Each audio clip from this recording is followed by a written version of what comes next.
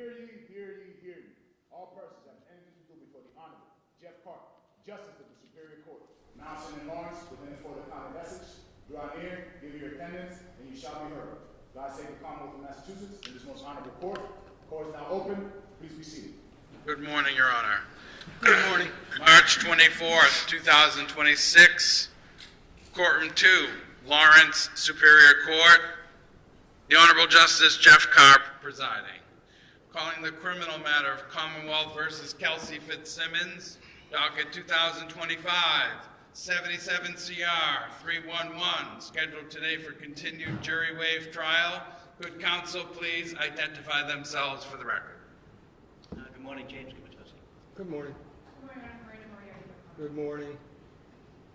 Morning, Your Honor, Martha Cooley, representing the defendant, Kelsey Fitzsimmons. Good morning. Good morning, Ms. Timothy Fitzsimmons. Bradle, Kelsey Fitzsimmons to my right, and thank you again, my paralegal Courtney Healy to my left. Good morning. Okay, you folks can have a seat. And I want to apologize to everyone for running a bit late. I wanted to do some last-minute research on the motion for a view. And wanted to talk to you folks about it. So paper 88 is the defendant's motion for a view. And I guess at this point, is the defense still seeking a view? Judge, we haven't had any progress on the other end of it. Excuse me. At this point, I am satisfied with your discretion. If you would like a view, we'll do it. I did file the motion. If you feel that at the close of the evidence you would like a view, we'll make it happen. Okay, well, let me just tell you my present thinking. So, and I think some of this you're implying, so I don't think I'm patronizing you by any means. No, Your Honor. So I was told at sidebar yesterday that Ms. Fitzsimmons no longer owns the home, and it belongs to a it is now owned by a third party. So has the defense been in communication with the current owner? Not the owners themselves, some representatives, Your Honor, and it's just honestly kind of getting a little bit of passive resistance about it. Okay. All right. So just to point out, and this is why I was running late, I was trying to remember there was a case from a couple decades ago, I think, Commonwealth versus Mattis, which goes through the procedure under circumstances where none of the parties have, a party seeks access to someone's home for purposes of a view, and essentially my memory is, and just a quick look this morning, is that it's kind of a Rule 17 circumstance where the homeowner would need to be summoned, given an opportunity to be heard about whether we could go in there. This issue a lot of times doesn't come up because a lot of times the Commonwealth has either the scene is a public place, or the Commonwealth has had the ability to reach out to the owners and make that work. But the Commonwealth is not seeking a view. They have the burden of proof. And I guess my position at this point is neutral. I would, if the defense wants a view and you're able to set it up in a timely manner, Commonwealth, if the defense was able to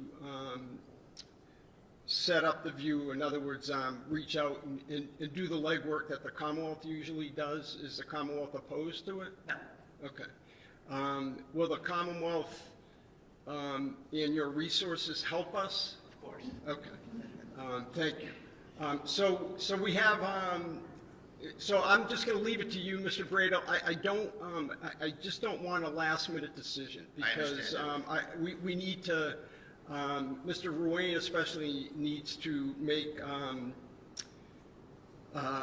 plans for transportation, et cetera. So I just don't, it seems to me that as for whether I need it or not, I think it's not my place to say. I know I did in fairness to both sides, I did say that yesterday.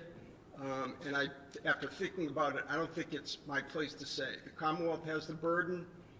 The defense has due process rights, as well as many other constitutional rights, and I'm open to accommodating a view. Thank you very much, Your Honor. Just let Mr. Ruane know sooner than later. Very good. Okay.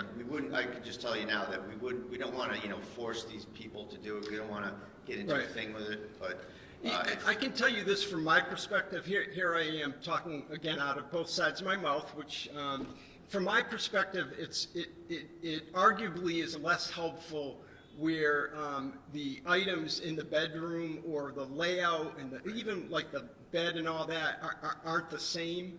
And I can I get a sense that this is a pretty narrow stairwell, et cetera. But in any event, I'll leave it to you folks.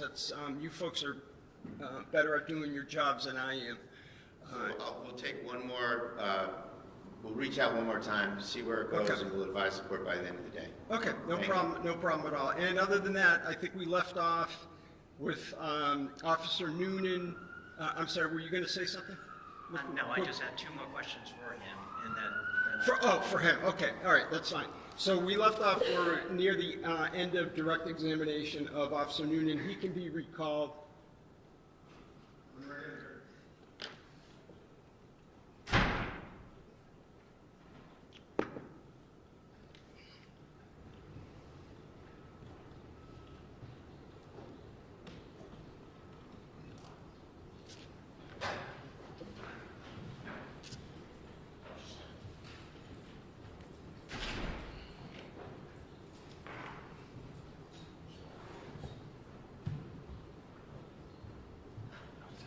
Just reminding you. Yes, sir, please. You can take the stand, sir.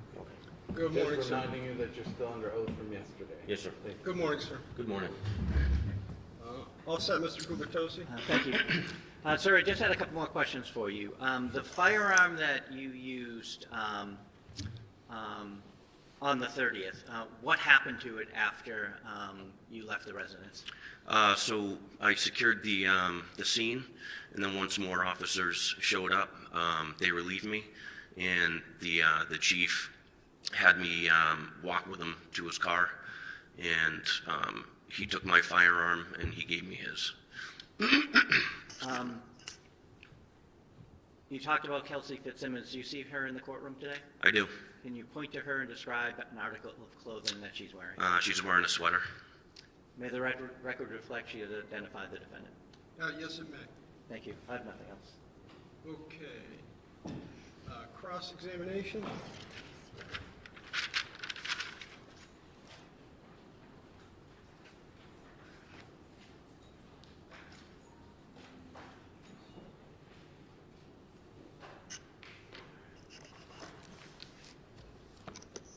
May I inquire, Your Honor? Yes, please. Thank you. Good morning, sir. Morning.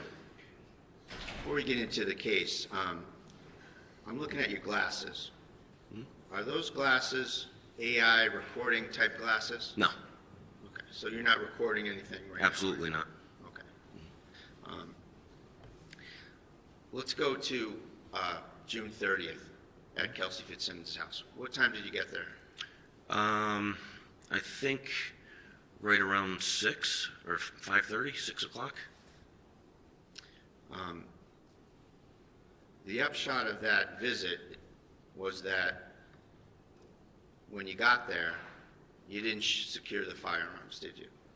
No, we didn't. And you, collectively, meaning the three of you, you brought the guy getting the restraining order to the person he claims he's in fear of, correct? I wasn't aware that Justin was en route. That was Lieutenant Daly when he made arrangements with Justin. So you're saying that Allen. was, sorry, finish your answer. Justin Allen. That was that was not your part of this incident? No, it wasn't. Okay, and you're saying that, oh, sorry. Excuse me one moment. One moment.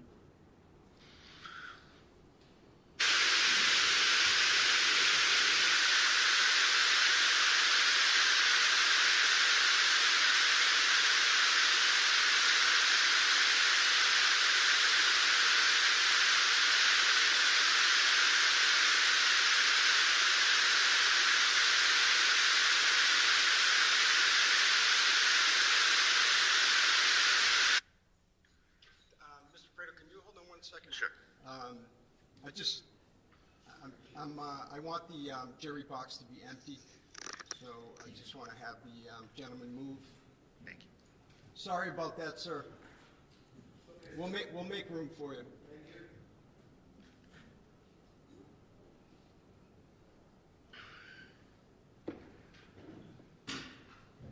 And just one second, Mr. Brado. All set, Mr. Brado. I'm sorry to interrupt you. No problem, Your Honor. Thank you. So, when did you become aware that Justin Elaine was coming to the house? I wasn't aware. Did you see him at all when you were there? No. You were aware that he came in and was walking around the house? No. You were not? No. You go upstairs with Kelsey and with Officer Houston, correct? Yep. Officer Houston leaves to see who's coming in downstairs? There was an older woman that was causing a scene with Lieutenant Daly, and The question was, did Houston go downstairs? he did, to mitigate what was going on downstairs, is what my belief was. Okay. And you were with Kelsey when she had gone into her bedroom, correct? Yes. Then you went down the stairs to see what was going on. No, You took some steps down the stairs, didn't you? I did not. Your testimony is that you stayed on that landing? Yes. Okay. Isn't it true you left Kelsey alone in that room for a period of time? No. Okay. You're serving an order on someone who's your colleague, correct? Correct. It's fair to say that this restraining order service isn't exactly going by the book, is it? And from my past experience, it is. Well, the guns are floating around out there. Actually, Kelsey had stated the guns were downstairs in the basement in the safe. I didn't ask you what she stated, did I? Continue. Thank you. So, the guns are still floating around. You're serving a colleague. The guy comes to the house who's got the order. It's fair to say this isn't exactly a garden variety service of a restraining order, is it? That's inaccurate. It's inaccurate? Yes. Okay. And this is just another day for you? No, it's not. So in fact, you were working, right? Mm-hmm. Yes. You get a call from Houston. Yes. He tells you what the plan is, correct? Yes, he said that, I didn't ask you what he said. okay. He told you what the plan is, correct? No. He asked me to meet up with him. He told you that Kelsey's ex-fiancé got a restraining order and that you had to serve it, get her firearms, and get the baby, didn't he? Not on the phone, no. And you said to Houston on the phone, whatever he said to you, your answer was, sounds good, right? No. That's not what you said. I don't remember what I said to him. Okay. Well, that's what you told the grand jury, isn't it? Objection. Okay, overall, Misstating what he told the grand jury. well, you can restate during redirect. We'll get to all that, Your Honor. We'll circle back And I on all prefer this. that both sides show a witness what they're referring to when they're trying to... I will, Your Honor. Thank you.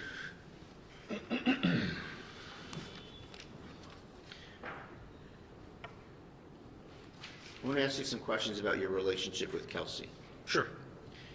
You said that you didn't know her well, That's correct. and you said that she was on maternity leave most of the time. Is that right? Yeah, that's correct.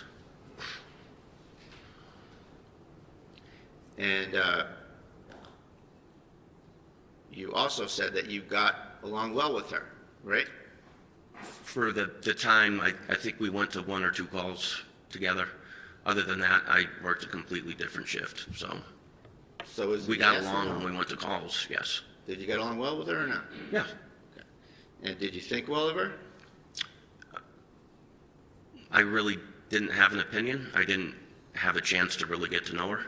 Well, do you know Maureen Teresi, your neighbor? Maureen Teresi. You gave her your opinion of Kelsey, didn't you? I don't remember. You called her a whack job, didn't you? I don't recall. I'm sorry, Mr. Bradle, I missed the question. Can you state Sure. that again? So I asked him if he knew Miss Maureen Teresi, his neighbor, Okay. and I said that he gave his opinion of Kelsey to his neighbor, and that he called her a whack job. And then you can answer again, sir. What was your answer? I don't recall. You don't recall? I don't. Is it possible you called her a whack job to your neighbor? It's possible. So that's what you really think about Kelsey, isn't it, that she's a whack job? After she tried to kill me. And at the time, you went in there loaded for bear, didn't you? No. Well, let's see. You told the state police that the job was to section her, didn't you? It was spoken about that if she reacts badly during the restraining order, she may have to get sectioned. Well, that's what you said, that you had pre-planned that you were going to section her. It wasn't The job was to pre-planned. section her, isn't that what you said? No, that's inaccurate. So- Hold on one second. Let me just go through some ground rules. You need to wait until the question's complete, because we can't have two folks talking over one another. Yes, sir. All right. Thanks very much. Go ahead, Mr. Bradle. And also, you raised quite a lot of concerns about where Kelsey parked her car, correct? Yes. And you suggested at one point that you could box her in and take her into custody with respect to the car, right? Yes. So you were thinking that she was going to need to be sectioned, that she was a whack job, and that she needed to be boxed in and placed into custody, right? Objection. I'm asking about a state of mind, Your Honor. He has testified that he thought she was a whack job before he went there. Overruled. Those are all things that were in your mindset, weren't they? No. Well, you said them, right? No, that's inaccurate. Sectioning her, It was brought up by my lieutenant that she may have to be sectioned and you told the state police that part of the job was to section her. if she were to be sectioned. You didn't say that part to the state police, did you? I don't recall. Okay, well, we'll go over all this, don't worry. Okay. And so, with respect to the car, you testified in such a manner that you're suggesting that there was some suspicion attached to that, right? Can you rephrase? Yeah, you're suspicious of the fact that she parked the car 150 yards away, you said. Yes. So, your mindset is that she's evading something or she's up to something? Well, in my training and experience, the distance of where she parked her car from her house and having a baby, and also her behavior in the past where her car was always parked in the driveway, So you didn't know her very well. I knew where she lived, and I patrol the town, so I have to drive by her house. So she parks in the school next to her house. Yes. What are you thinking she's going to do? I don't know. I don't know what her mindset was. So you're speculating about any suspicion that's attached to that parking job, right? I was just suspicious about that. So she's in the house. You Yes. know she's in the house. No, I don't. You go to the house. You knock on the door. Daly knocks on the door. She comes out like a regular mom, Yes. holding the baby, wearing sweats, hair's probably in a ponytail, opens the door, Yes. right? So at that point, do you let go of your suspicions about where she parked the car? I was still curious as to why she parked her car over 150 yards away. Well, you're looking at it through your own lens as an investigator. Isn't it possible that there's 100 other possibilities in her life that maybe she parked there for some other reason? Could be. I don't know. Again, I don't know what her mindset was. So you go in there, and you are the only officer who has tactical gloves on when you go in there, correct? They're neoprene gloves, yes. So you're ready for anything, right? It's past practice with me after working in Lawrence for so long.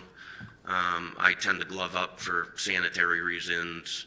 I knew we were going to have to handle her firearms, so I didn't want to get any of my prints or anything on them. But you said you took them off fairly quickly when you got in there. Yes. And at what point did you take them off? Right before she handed me the baby. So you hadn't yet touched the firearms, and you took them off. So that plan about not getting your prints on the firearms didn't pan out, did it? I didn't want to hold the baby with those gloves. They're pretty dirty. And while we're talking about holding the baby, it's fair to say that Kelsey Fitzsimmons, with 3 cops standing there, had her baby, and she's the one that chose to give it to you. Isn't Yes. that right? You didn't ask for it. Daly didn't order her to give it to you. She, with whatever her mindset was, chose you to take her baby. Isn't that right? That's correct. And she chose you to take a bottle and feed her baby, right? That's correct. And then this is 5 minutes before you say she tries to murder you, right? That's correct. Okay. Now, you said that you felt that the baby couldn't be comfortable because you had your vest on. So it wasn't comfortable, and you wanted to give the baby off to someone else, right? That's correct. A fair statement? Yes. Okay. Well, that's not what you said prior, is it? Well, I like to have my hands free as well. I don't like my hands tied up. That's what you said the last time, right? That when you spoke with the state police, that you didn't like having anything in your hands, and it was really a tactical reason why you gave the baby up, right? No, it wasn't tactical. I just didn't want to be holding the baby. Isn't it tactical that you want to have your hands free to deal with anything you have to deal with at this? I want to have my hands free on every call. What's that I wrong go with the to. word tactical? Why isn't that tactical? Can you rephrase that? What's wrong with the word tactical? There's nothing wrong with that. So why doesn't it apply? Because I said it? I'm sure it could apply. I'll strike that, Your Honor. Why doesn't it apply? I'm sure it could apply, sure. So for tactical reasons, you gave up the baby. But that's not what you said here at this trial, is it?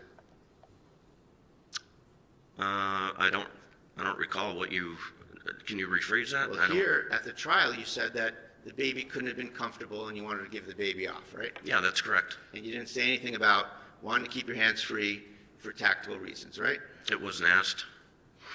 You were asked what happened repeatedly, and you had every opportunity to talk about it, didn't you? Sure. And you left it out. Not on purpose. We'll see.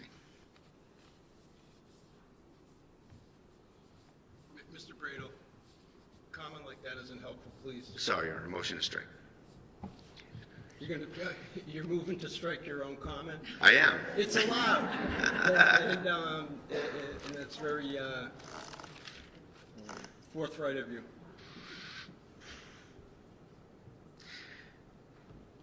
Can I just have a moment? Yeah, take your time.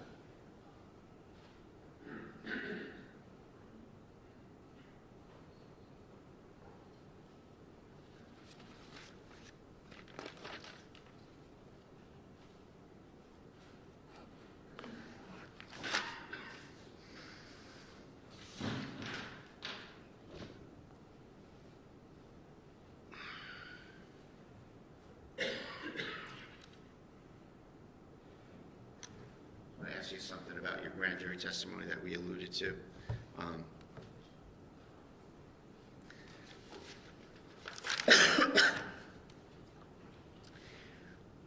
So your testimony here was that you didn't get the whole plan from Officer Houston on the phone, right? Yeah, that's correct. And my suggestion that your answer about the thing in sort of a matter-of-fact way was, okay, sounds good. And you disagree that you said that, right? I don't disagree, I just don't recall. You don't recall? Yeah, what I said. So isn't it true that you were asked, page 36, who did you get a call from? Officer Houston. And what was that call about? Was the next question. And your answer was, he had asked me if Lieutenant Daly reached out to me. I said no. Officer Houston said, hey, can you meet me at the CCC, which is a little grade school behind the Atkinson School. He said, we have to serve papers to Officer Kelsey. I said, okay, sounds good. And I drove over to that location and met up with him. right? And you knew those papers were a restraining order for Kelsey to give up the baby, give up her guns, lose her job, brought by her fiancé, right?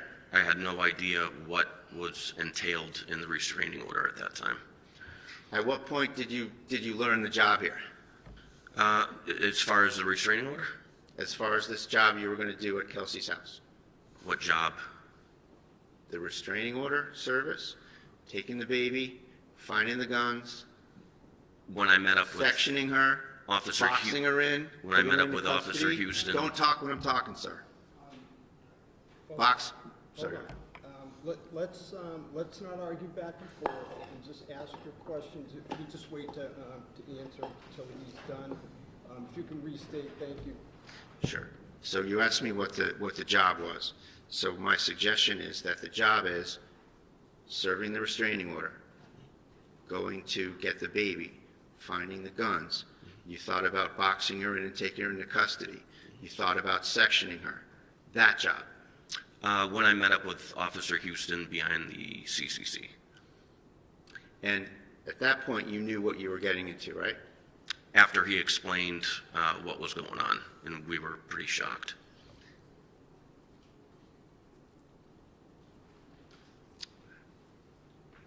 In all of the statements you've made prior to being here yesterday and today, you've never said that you were pretty shocked about anything, have you?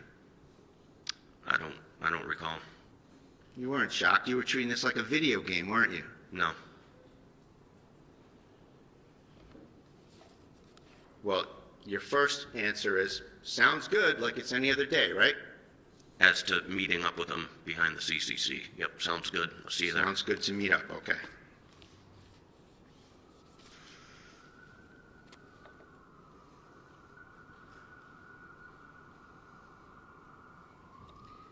Let's talk about the bedroom and the shots that you fired. Here in court, you said that those shots were in rapid fire. Rapid succession, yes. Okay. And like a boom boom? Yes. Okay.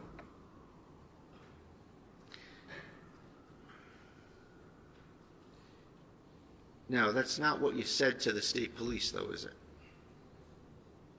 That was 8 months ago, right around there. I don't recall. I said I shot twice, possibly.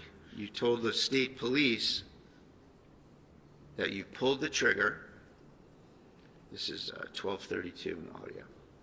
You told the police that you pulled the trigger once. You said the word once. And then you said, I kept giving commands. And then you said, I pulled the trigger again. That's a completely different scenario than 2 shots in rapid succession, isn't it? As far as the time frame, I was trying to recall the event as best as possible. But, rapid succession, you pull the trigger, pull it again. Yes, I pulled it twice.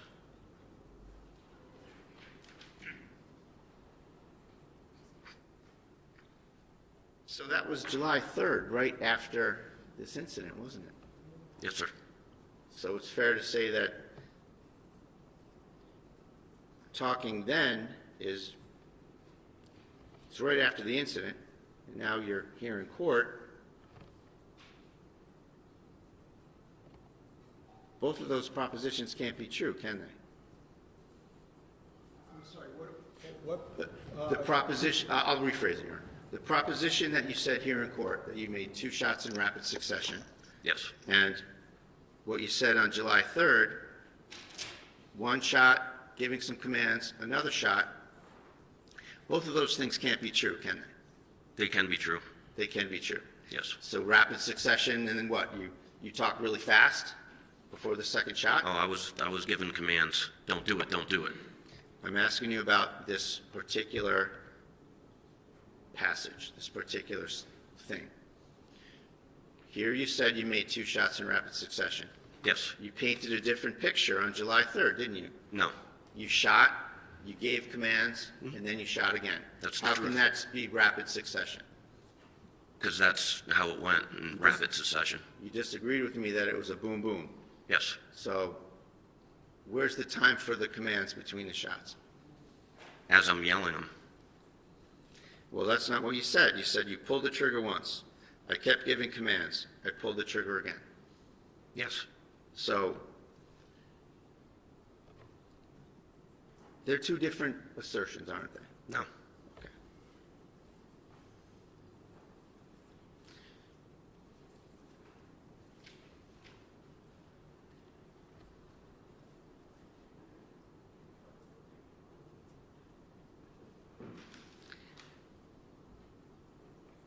You gave a statement on July 3rd to the state police, right? A recorded statement? Yes. You testified yesterday and today. What was your preparation like for this case? To come in here and testify? I met up with Mr. Gubitosi, Attorney Gubitosi, How many times? I believe twice. And when when were those meetings? One was recently, I think last Thursday, and the one before, I can't remember. And when did you start prepping your testimony? On this past Thursday. Well, you probably started prepping your testimony about 5 minutes after the shooting, didn't you? No. When was the first time you were questioned about what happened? I think July 3rd. So everyone left you alone until July 3rd? Yes.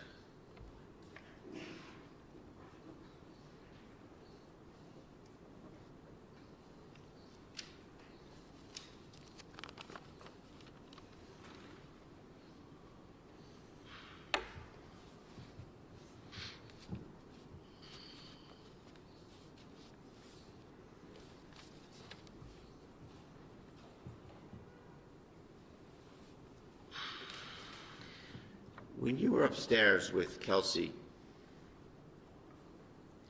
she kept giving you things and asking you to take them downstairs, didn't she? That's correct. And she did that with Houston as well, right? Yes. So it's fair to say that she was trying to get you away from her, right? I don't know what her mindset was. I wasn't going to leave her alone. Sure, let me ask you a better question. The effect of that would have been, if you took things downstairs, that you would have left her. Yes, that's correct. Okay.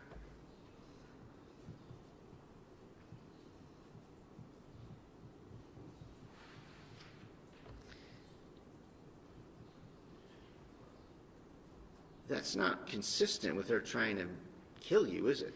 She's trying to get rid of you. Overall. Can you ask that question again? The fact that she's trying to remove you from the area where her gun is not consistent with her trying to kill you, is it? At that point, no.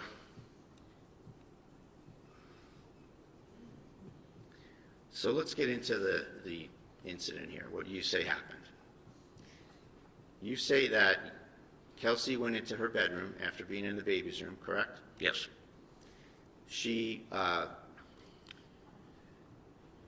you don't go in the room, right? No, I stayed at the very top of the stairs, right before the door frame. All right, so it's fair to say you're on the landing, the top of the stairs, looking into the room. That's correct.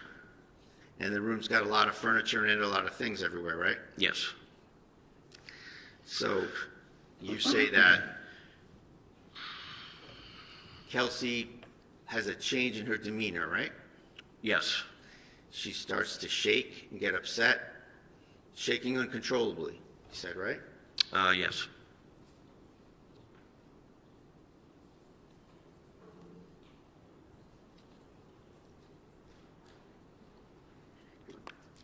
Then she lunges. Yes. She's on her knees. She was I believe on her right knee. You said that she pushed off her left leg and lunged, right? Yes, And at the time, you were 3 feet away from her, yes, maybe less. maybe. So can we agree that's arm's length? She was a little further away than arm's length, I would say. So arm's length if you reach over maybe? How about that? Yes, And your testimony is that she lunges over and obtains a gun, yes. right? And she assumes a certain stance. Can you elaborate? Well, you were there. What stance did she assume? She pointed a gun at my face and pulled the trigger. And yesterday, when you were being questioned, you assumed a two-handed stance to show that, didn't you? That's correct. And what do you call that kind of a stance? I don't know. Like a modified Weaver stance? Yes, So she assumes a modified Weaver stance. Can you stand up and a modified Weaver stance? That's just what it's called. Okay.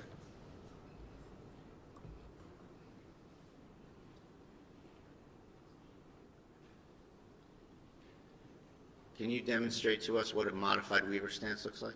do you want me to stand up and show you? Sure. So are you asking him just in general? Just to or- show the stance in general first, yes, Judge, thank you.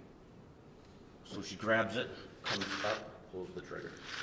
That's not, I don't think that's what he was asking you, but. So just what's the modified Weaver stance? What is it? Here. And can you describe it? What are you doing when you do a modified Weaver stance? Strong side, all right? So if I'm a righty, this is my strong side, that's gonna grab the pistol, and I use my support hand to support the weapon. Are you righty? I'm sorry? Are you righty? I am, You can have a seat, thank you. thanks. And you're saying that Ms. Fitzsimmons had the gun in that kind of a stance? Yes, And how far was the gun away from your face? it was right outside of arm's length. So she's 3 feet away. She assumes the modified Weaver stance, so she's probably another foot or two towards you, right? She stepped to the left. I don't know if she stepped towards me. Well, your testimony was that she immediately lifted the gun to you and Yes, pulled the trigger and tried to shoot you right in the face. yes, So the gun didn't go off, no, and there she is with the gun there. The guns didn't go off, and you're within feet of her and the gun that didn't go off, right? that's correct. And you didn't just grab her, did you? No, I was in complete shock. And then she started backpedaling immediately and trying to tap and rack that weapon. Right, so your testimony is that Kelsey goes from a wounded bird shaking uncontrollably to a female movie action hero, doesn't she? Those aren't my words. That's your description of what happened, isn't it? I didn't describe that either in So those words. she gets the gun, she tries to murder you in the face. Yes, 5 minutes after she has you feed her baby, yes, she pulls the trigger, nothing happens. yes, it went click. She stands up, right? She was already standing. So as she's standing, she tries to shoot you in the face? Yes, and then she started to backpedal. So first she backpedals, then she sidesteps, she tap racks again, right? Yes, So in all this time, this is like the longest tap rack in history, isn't it? it's 4 seconds. So she gets up, she sidestep first or backpedal first? Backpedals. So she backpedals first. And then How many sidestep. steps? I would say maybe 4 or 5, and then maybe another 3, 4, 5 to her left, which is my right. So she goes into action. She tapping the magazine and then racking the gun while she's moving around? Yes, she's well-trained police officer Who's a whack job. who tried to kill me. So, let's get the order straight. You said that she backpedals first. Yes, after she pulled the trigger. And nothing happens. Yes. And then she taps the magazine Yes. and then racks the slide. I believe her hand slipped off. That's when she went in, and I was giving her commands, don't do it. And she re-racked and started to bring her right arm up. And then she does it again, right? Yes. And you actually have no idea whether she successfully racked it the first time or successfully racked it the second time, correct? That's correct. You don't know what happened. No, I don't. And so it takes a few seconds to take 4 or 5 or whatever steps back towards the air conditioner, right? From beginning to end, once she pulled the gun on me and pulled the trigger, and by the time I shot her, it was right around 4 seconds total, if not 3.5. It was very fast. So she goes from shaking uncontrollably, sad about her situation, crying, to being pretty nimble. She wasn't crying. She walks, she backpedals, you said, right? That's correct. Then she sidesteps Yes. to the air conditioner. And you had a look of panic on your face at that time, didn't you? No. You were flustered, weren't you? No. Well, you were in shock 5 minutes later, weren't you? After the incident and my adrenaline dumped, yeah, I was in shock then. So, at the time, getting back to the incident, Kelsey's by the air conditioner. She's backpedaled, she's sidestepped, she tapped, she racked, she tapped, she racked, and then you shoot her. Yes. And you shot 2 shots. Where are we on the rapid succession? Which one do you want to go with?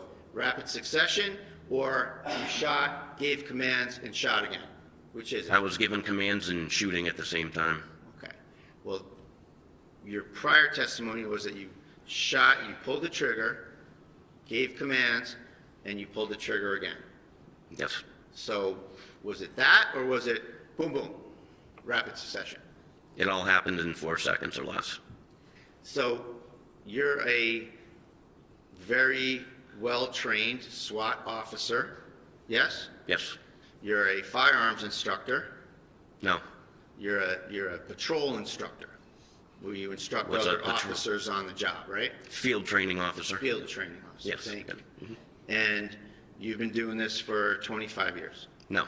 20 years. Right around there, yes. Okay, so you've been doing this for 20 years. And one of your thought processes was that you wanted to give your training and experience back to the North Andover PD where you started, right? Yes, and come back where I started. And here, your first shot, you missed her from about 7 feet away. I did. It was longer than 7 feet. It was at that point about 15 feet, 15 feet. I would say. Do you have any measurements on this? No, but if you remove the bed and you were to walk diagonal from where I shot, it was probably around 15. So the first shot you missed her and you hit the air conditioner. Is that right? Or do you I know? didn't know where it went. Okay. And the fact is that we have only one spent projectile in this case, right? I'm sorry? We only have one spent projectile in this case, correct? I don't know what state police collected. You weren't curious as to any of the paperwork or anything that happened in the case? I believe they told me that there was one on the bed and one on the floor, I think. But I don't know where that one projectile comes from. Did you know that there was one in the curtain next to the air conditioner? No. Have you looked at any photos from this at all? Some, yes. You didn't know that? Nope. May I approach her? Yes. Just a photo. Yes.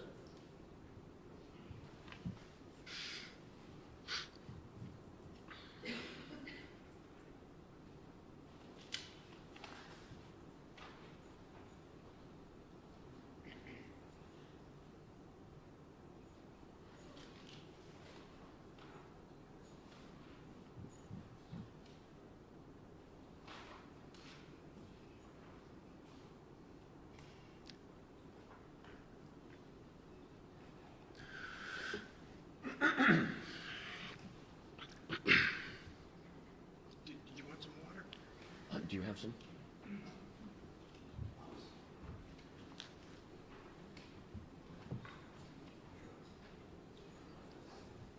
Thank you, sir. We'll get it for you. All right, I appreciate it. Thank you. Thank you.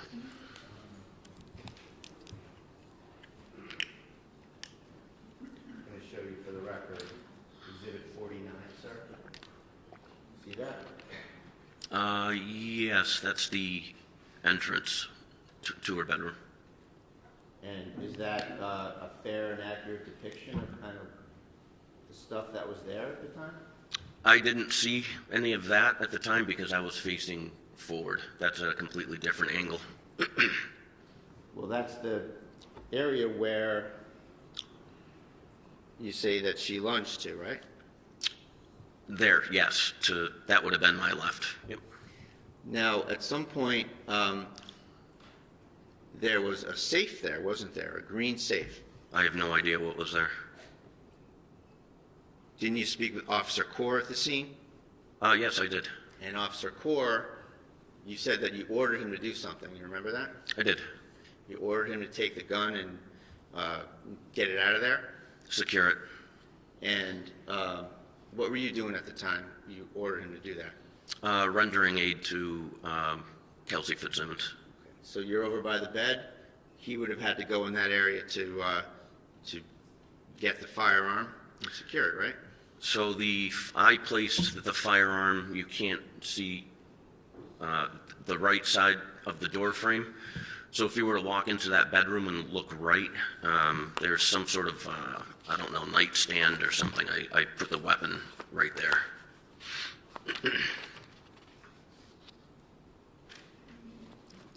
I'll show you Exhibit 75. Is this the... Oh, it's the white. Yes, that's it. Is that where you put the firearm? On top of that.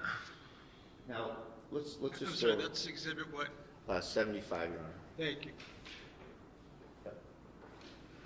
So, let's talk about who touched the firearm. So Daly picks up the firearm, right? Yes. And the firearm was under Kelsey's leg, correct? I don't know where it was. I was covering down. I know he flipped her over and found the weapon. I don't recall where it was. Okay. You heard, strike that.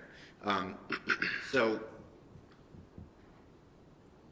your testimony is that Kelsey's racking the gun, sidestepping, backpedaling, tap rack, and at some point she points the gun at you, right?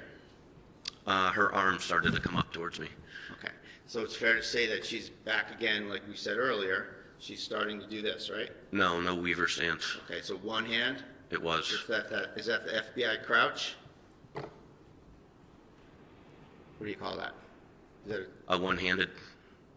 okay? It's not called the FBI crouch? I've never heard that term. Okay. So she starts to point the gun at you. So we agree then that the gun is out in front of her, right? It was in the upward position. It was coming up towards me. When I fired my second round, I saw her kind of buckle, and she lowered her weapon, and I stopped shooting, and then she went to the ground. You hit her in the chest. She goes flying back and lands on her back, right? She didn't go flying back. She landed on her back, correct? She went down to the ground. I don't know which way she went. I think she crouched over. Well, you knew she was on her back, didn't you? I don't remember. As far as that goes, that's kind of a blur. So the idea that she's got the gun out in front of her, she falls on her back. If the gun's underneath her, is this some sort of a magic gun? I don't know where you're getting at. Doesn't it make sense that if the gun is out here and she receives a force of a 9mm bullet pushing her back this way, how does the gun get all the way behind her and under her leg? I have no idea. It's the way she fell. So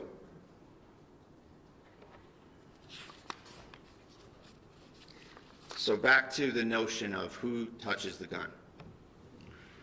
Daly picks up the gun, right? Yes. Daly puts it on the bed, correct? Yes. And you don't like that. I don't. It's too close to her. Okay. Well, she's sitting there with a gunshot wound to her chest, with you there and Daly there. Isn't that fair to say? Yes. So then you touch the gun, right? I do. And then you move it to the white shelf, bookshelf. Yes. And then Core arrives. And Yes. then you tell Core to grab the gun and secure it, right? I do. And then Core has it. Does he take it into the hallway? Maybe. I remember just focusing my attention on Kelsey. Sure, understandable. So you're focusing on Kelsey and you're giving her first aid. Yes. Well, Lieutenant Daly was starting to work on her. Well, is it fair to say that at first you still had your gun on her, but then you helped with the first aid? Yes. Okay. Afterwards. So that was your primary focus, was once you felt that she was not a threat to you on your testimony, you started to assist with the first aid, right? Yes. And you and Daly are rendering first aid, and then Core comes, right? Yes. Yes. And you say, get that out of here, secure the gun. Yep. Make it safe. Okay, so it's fair to say that Core does that, but your attention is not on what he's doing, it's on rendering first aid, right? That's correct. So you don't have any knowledge or observation of what Core did with the firearm, right? No.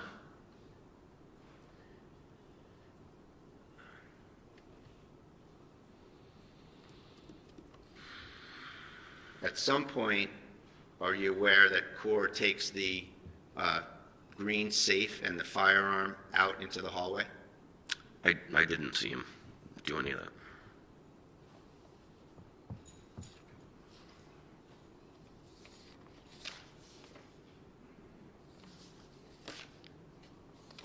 I'll show you Exhibit 51.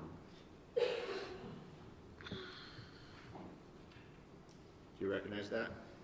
Yes, I do. So Exhibit 51 is the left side of the door frame where you say that Kelsey lunged, right? That's correct. Is that how it looked when she lunged over there? I didn't see that when I was in the hallway. Do you know anything about that shoebox with the orange lining? I have no idea. Do you remember seeing that chest with the brown leather trim on it? I thought it was an end table when I walked out of the room. Do you think that the gun came from any of those areas there? With how quick she grabbed it, I think it came from that box, but I don't know.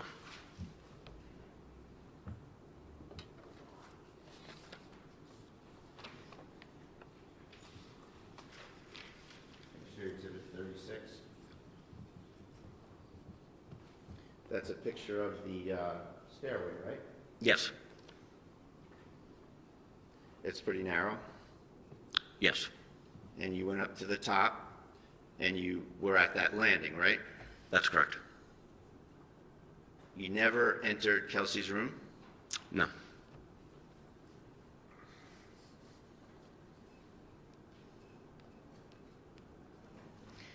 So you said that you were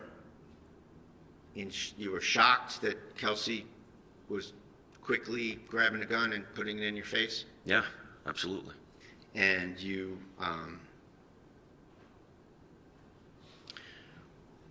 that she'd gotten the drop on you, right? Yes. And at that point, you feared for your life, you say, right? Absolutely. And you panicked, and you shot her. No. Well, you missed her from just a few feet away. It's hard to shoot a moving target or anything moving.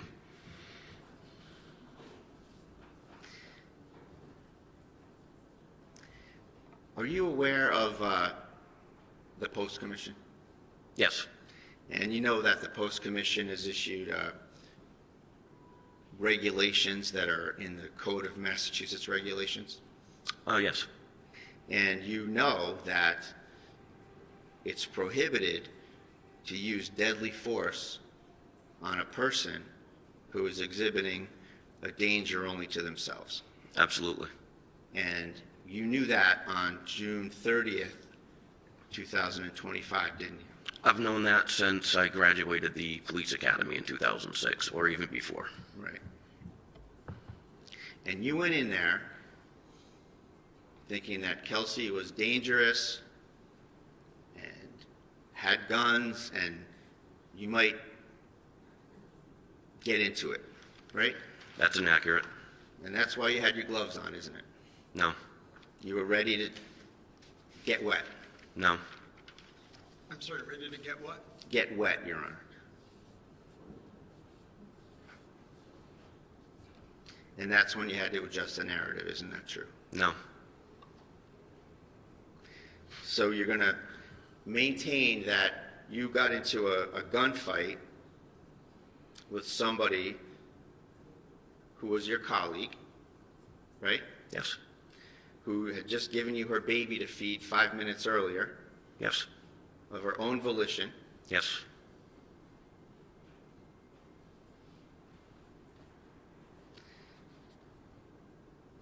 She developed some sort of a homicidal animus towards you for what Justin Elaine just did to her, right? I don't think it was unbeknownst to me. I didn't know Justin was in the house. I think I was standing in her way for her to get downstairs and kill Justin.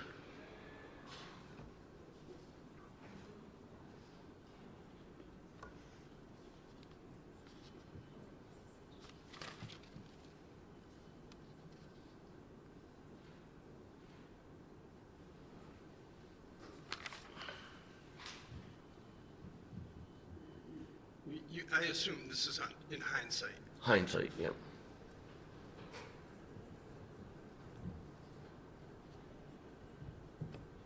If I could just have one moment, please, Your Honor. Take your time.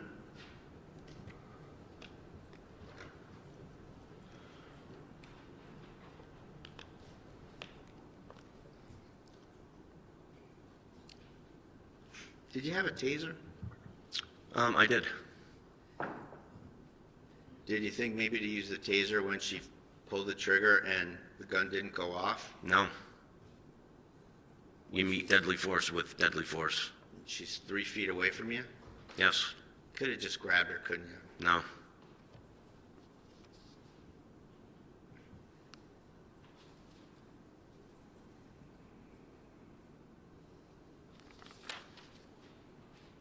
And if there was deadly force, you wouldn't have stopped at 2 shots, would you? You would have emptied that magazine right into her. I stopped when she stopped. And that's what I'm trying to do, stop the threat, not empty a mag.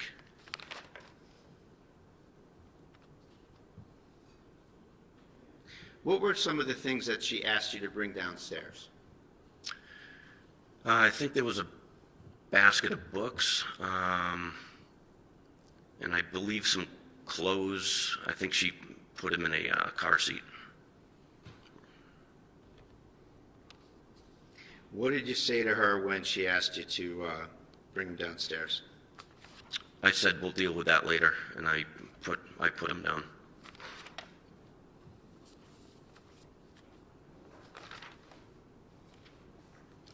What was her reaction? She just kept packing stuff.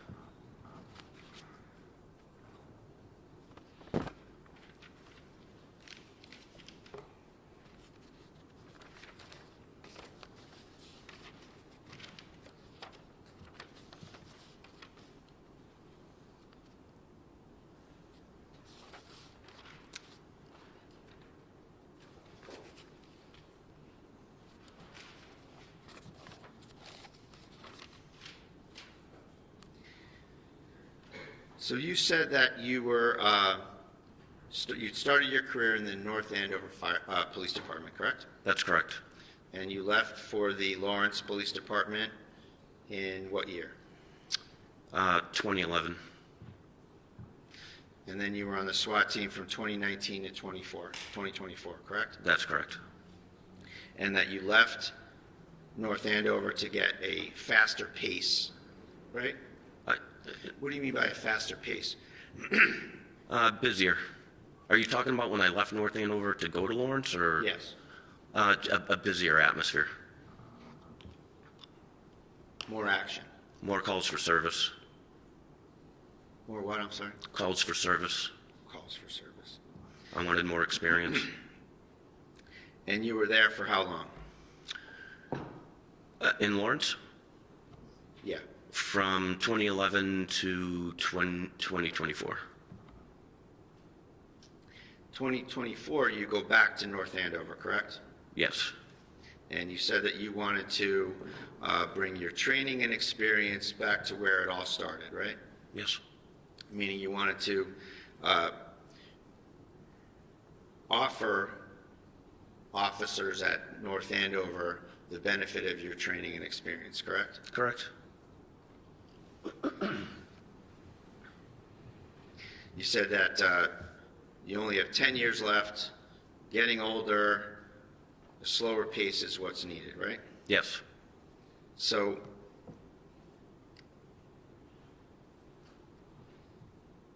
is it fair to say that the stress of a busy urban department was getting to you? No. Well, you did tell Kelsey that you had PTSD, didn't you? Absolutely not.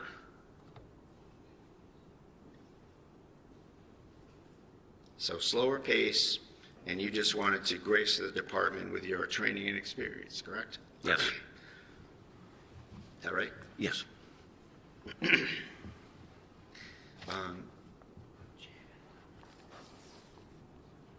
Judge, I told counsel that I would ask for a sidebar before the next topic. Sure. Let's go to sidebar. And if your client can join us.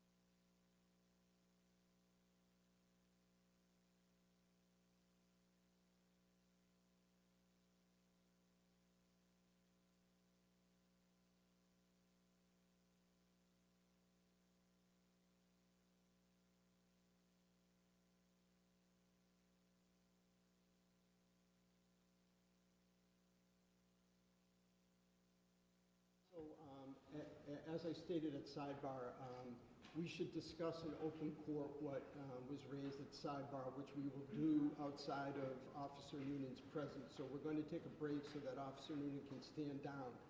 In the meantime, I want to direct this to the folks, the audience members.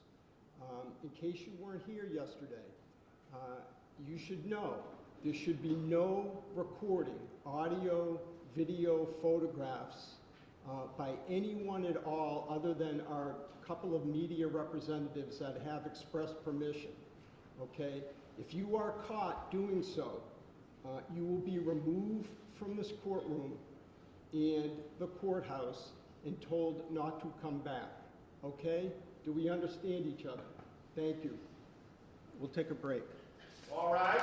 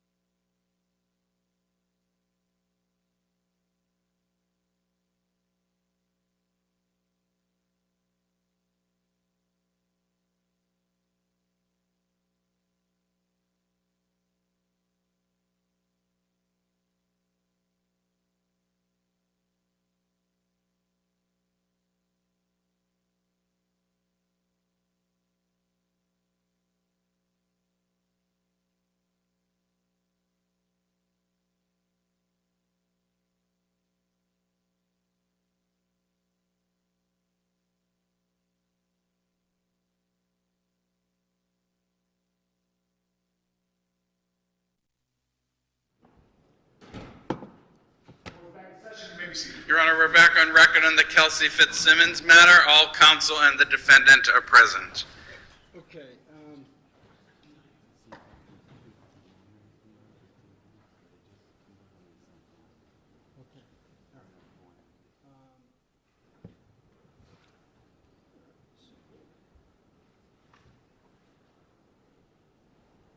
All right, just for the record, Officer Nunan is not in the courtroom, correct? No, Okay. Mr. Bradle, do you have additional counsel sitting with you? Yes, thank you. I wanted to introduce Ryan Leonard and Julie Hess. They're attorneys that are working with us in the probate court, and I wanted to ask if it would be all right if they were up here, because they've been assisting us with various factual matters. Would that be all right with the court if they sit here? Conwell, can you take a position? No, but if they file appearances in this case. Yeah, I think you'll have to file these limited appearances for the day, that's fine. And let me just, let me get your names. I'm sorry, your names again? Julie Hess, H-E-S-S. And you? Ryan Leonard, L-E-O-N-A-R-D. Okay, welcome. Thank you. Thank you. All right, so let me just discuss what we were, or just raise what we were discussing at sidebar. So Mr. Bradle came to sidebar, asked for permission to explore three areas on his cross of Officer Nunan. The Commonwealth reminded me that this topic or topics are addressed in a motion in limine that the Commonwealth filed prior to trial that I deferred ruling on, which is paper 62, Commonwealth's motion in limine to prohibit questioning regarding current duty status. Mr. Bradle, let me just start by paraphrasing what I think the three areas are. Yes, sir. And then you can tell me. You wish to explore three areas on cross with Officer Nunan on the grounds that the areas could show or do show that he was offered promises, inducements, or rewards for his testimony. Right? That's the theory. The first being, generally speaking, that he was not drug tested after the shooting. Is that what you're saying? That's Okay. right, Your Honor. I'm sorry? It was a town policy. It's a town policy that after there's a serious incident, that the town would drug test the officers involved. Okay. So number two, and I may not have these in the order that you raised them. Number two was that essentially you allege Officer Nunan missed a shift sometime after the shooting.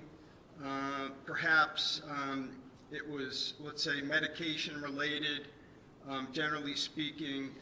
And number three, that Mr. Nunan, Officer Nunan allegedly was placed on administrative leave, but allowed to work details, and that you believe that to be in violation of some policy or CBA or Yes, something. Your Honor. You're either a policeman who can work or you're a policeman who can't work, and you can't be performing details in uniform as a policeman Okay. all around on critical incident leave because you can't work. All right. So generally speaking, we did address some of this pre-trial in the sense that there was a Rule 17 motions, right, by the defense to get Officer Nunan's IAD files from Lawrence and North Andover PDs, which I believe Officer Nunan agreed, which is really unprecedented in my view, agreed to provide a waiver for him to get those. So, Mr. Bradle, so did you get the files that you were seeking, the IAD files? Yes. Okay. And so let's just go through each point. The first point about the alleged, well, let me say this. is I stand by what I said.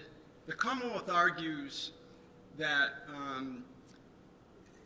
these areas or these questions, strike that, that there's no view of the evidence that could show that any of these three things would be promises, inducements, or rewards under our rules, because whatever the North Andover Police Department did, they did as a product of their own administrative duties, and has nothing to do with the prosecution team, and there were no promises made in exchange for his testimony. So I'm sure that Ms. Moriarty could articulate that much better than I did, but let me try to cut to the chase. I agree with the Commonwealth, as I said before at the Rule 17 hearing, but I think arguably, and I want to hear you folks, that they could be asked, again, I need to drill down more, but they could be asked to show some kind of bias in the sense that North Andover Police, let's say, allegedly, and Officer Nunan are trying to curry favor with one another in lieu of their testimony, in lieu of his testimony here. Okay, let's just say arguably for a moment. But let's just go back now. Mr. Brado, what's your basis for saying that, for alleging that he wasn't drug tested and that there's some policy, or does the Commonwealth concede? The Commonwealth concedes he wasn't drug tested, but that the Commonwealth's position is that that's not a policy, that there's no violation of any policy, because the collective bargaining unit policy trumps the general personnel policy of the city. And so, in that way, there's no potential promise reward. Can I put something else? Yeah, please, please. I didn't write in my paper as I was Sure. doing it. I think, again, this goes to promises, rewards, or inducements. Officer Nunan provided grand jury testimony and a recorded interview to the Commonwealth days and then in August. And all of these incidents happened well subsequent to that. I understand. And there's no claim that Officer Nunan has substantially changed his testimony from what he stated in grand jury or what he told the police on July 3rd. So again, there's no plausible showing of consideration in exchange for his testimony that has been remarkably consistent since July 3rd. Okay. What do you say to Is that? remarkably consistent? Yes. Okay. So I don't think that's really the issue right here. No, it is, because the Commonwealth raises a good point. So even on Take a even crack on at the even other on, side of it. No, even on my theory, and just give me a moment. Sure. Even on my theory that arguably, let's say that each side, again, not the Essex DA's office or the prosecution team under Rule 14, but let's say the police department and Officer Nunan are trying to curry favor with one another. Ms. Moriarty does make a valid point that there still needs to be some showing that he's changed his story. Sure. I know that's a familiar topic that we all use in this area. Oh, they didn't change their testimony. That's not this, and here's why. This is a reward. It's after the fact. They're giving him rewards for his cooperation to keep him happy, so he does well, so he's economically enriched, so he's treated nicely, and it's a reward. That's why that doesn't apply here, Judge. He is being rewarded for his continued cooperation. It's not the typical one that we often deal with. No, but let me just push back on that. So he's cooperative, but does his testimony? But he gave I think this is what I heard, is he gave a recorded statement to the state police a few days after the shooting, right? So he's being rewarded for cooperation. What, for doing his legal duty? That is, show up when he's summoned to testify in open court? I think the fact that there's a legal duty attached to someone testifying doesn't eliminate the fact that you can be rewarded for what you're doing. You can get special treatment outside the rules. And I think that goes to the heart of cross-examination where if someone has a rule made up just for them, that they can be a cop on a detail, but they don't have to be on the schedule because they're out on leave because they can't perform their job, that's a remarkable, unprecedented, in my research and investigation, an unprecedented accommodation. Well, is it unprecedented, or is it a legally binding part of the CBA? No, it's in violation of that. Okay, so I don't, go ahead, Ms. Moriarty. Judge, I'm frankly less concerned about this issue where you're the fact finder. I think it's the right thing to do is to keep this as we would treat any other witness, where it doesn't matter what employment decisions North Andover Police and Officer Nunan have, that's the employment decisions, just like IA files, are not part of the prosecution team, are not part of the 14. North Andover couldn't promise Officer Nunan something without the approval of the district attorney's office. So I think that, again, that interplay, if there is any interplay there, has nothing to do with Officer Nunan's testimony here today. Okay, but Mr. Bradle says that this absence of drug testing was in contravention of the CBA? I don't think he hasn't brought forward the CBA. He has no good faith basis to ask these questions. Okay. All right, so Mr. Bradle, let's move on to the second point. Your second point is that Mr. Nunan, Officer Nunan, allegedly missed a shift related to some medication. Let's leave. I don't need to know more. I mean, I know more because you've articulated at sidebar, but we don't need to rehash that. Okay. And you're saying, I think somewhere in your paperwork, that as a result of that missing the shift, I think you referred to it as AWOL, he received a written reprimand as opposed to some more significant action, adverse action. Correct? Is that generally what your theory is? Generally, yes, Your Honor, with a little more elaboration, if I could. Please. So, we've had a number of whistleblowers from the department approach us with information.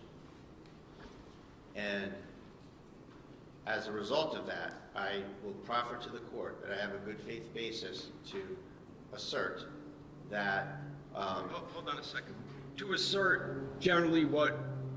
Your sources... Yeah. What I'm trying to do here is I'm trying to make sure that no witness's reputation is attacked and destroyed for on an illegal issue that I end up denying. All right. So I'm not saying that that's the case here, but let's just say, okay, let's skip you have a good faith basis to ask this. Okay. You say you have a whistleblower, et cetera. So you're saying that this again shows what? That he's receiving favorable treatment? Rewards for his continued cooperation, Your Honor. That's correct. That it doesn't have anything to do with changing his testimony or not changing his testimony. That he's being lavished with rewards. He is, that this, and I won't say anything relative to any of his conduct, but that this reprimand letter was not going to be issued.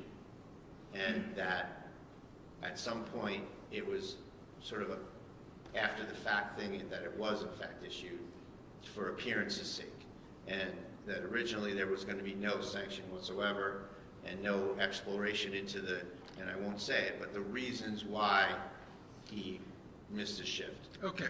So let's say there that the proposed question is, Officer Nunan, isn't it true that on such and such a date, you overslept because of some medication, you missed a shift, you were deemed AWOL, and you only received a public a written reprimand when policy called for you to be subject to the death penalty. And so that's the question. Right. And he says yes, no, okay. Then what? Let's say he says no, that's not true. Well, we have the letter, Your Honor. At a minimum, okay. We have that. All right. So All right, and then the last item is that he was put on administrative leave and allowed to work details in violation of policy. Right. And you're saying that that's an ongoing? That's my information, Judge, is that he was working details and What's the source of your information? another whistleblower, Your Honor. And, you know, they come to me in good faith and, you know, And have you vetted these whistleblowers? Yes. Okay. Listen, frankly,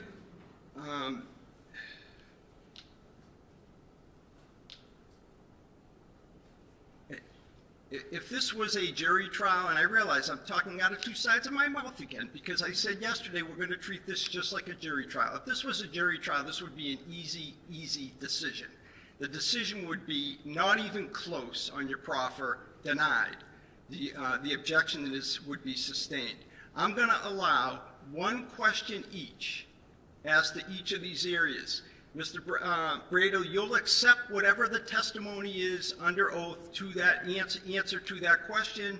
I'll just remind you, because I'm reminding you, I'm really saying this for our audience, not you personally, but I'll just remind counsel that questions of witnesses are not evidence.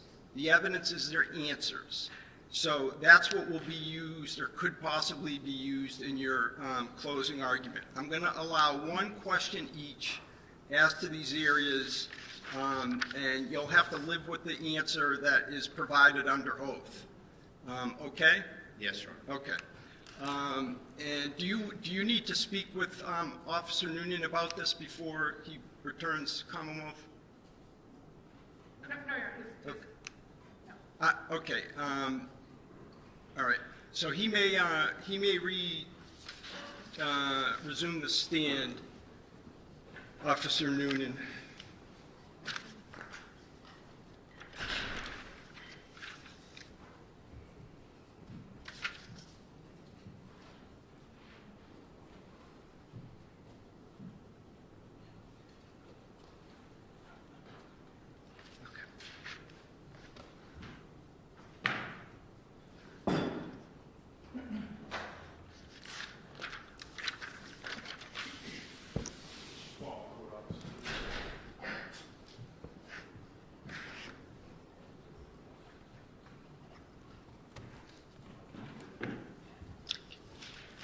Thank you, Officer Nunan.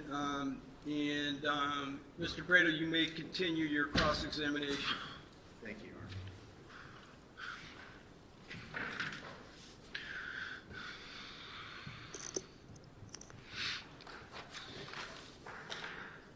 Honor. Sir, I want to ask you some questions about some of the treatment you've gotten by the North Andover Police Department since this incident. Sure. Okay. Now, after this incident, immediately after this incident, you were not drug tested by the town or the police department, correct? No. All right, and you're aware that's a policy of the town? That I don't know. You don't know the town policy? As far as the drug testing, no.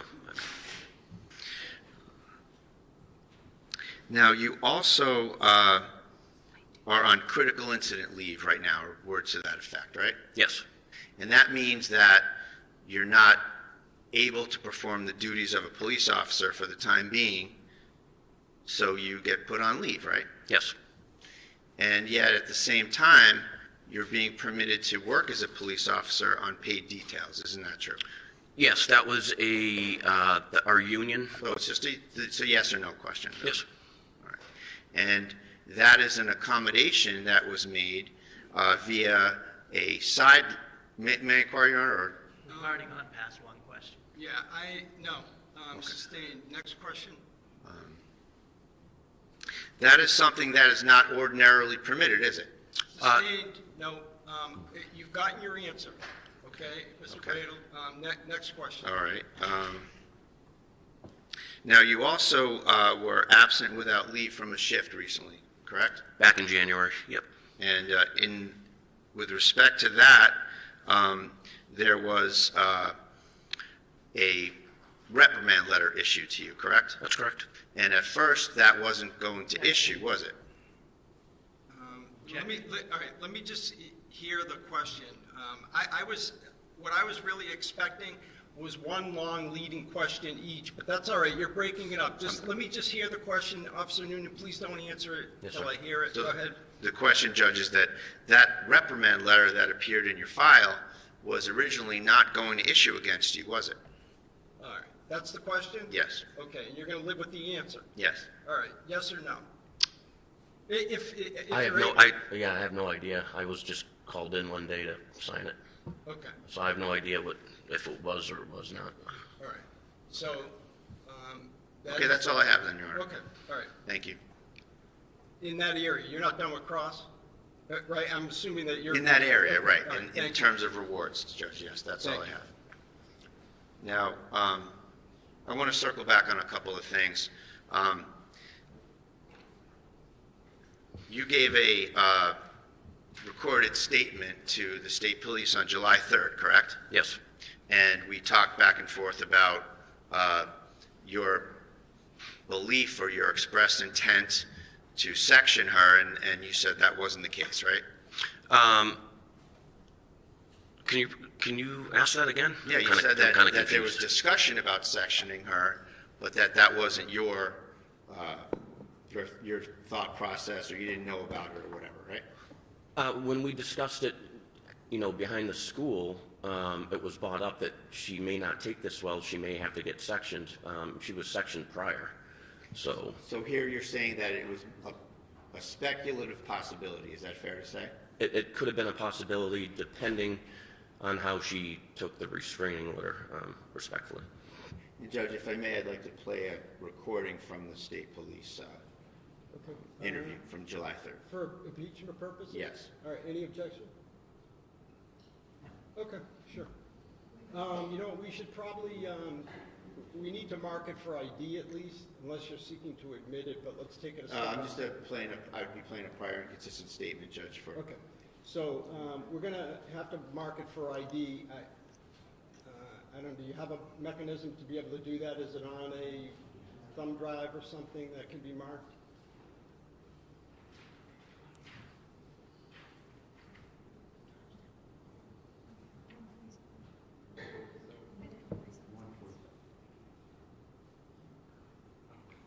If you're not able to do so today, tomorrow morning, just please bring in the recording that's being played and we'll mark it. Certainly, Your Honor. Okay? All right. Fiancé had just taken out a restraining order, and we were there to serve it, confiscate her firearms, and then we were going to section her. So that's what you said on July 3rd, that we were going to section her, right? Yes, So at the time, you had it in your head that she was someone who needed to be sectioned, right? if that's what I said in the statement, then yes. In other words, somebody who was mentally ill and a danger to themselves or others, right? Yes. And that never panned out, right? No, it didn't, Because she was shot in the chest and went to the hospital for 53 days, right? because she tried to kill me.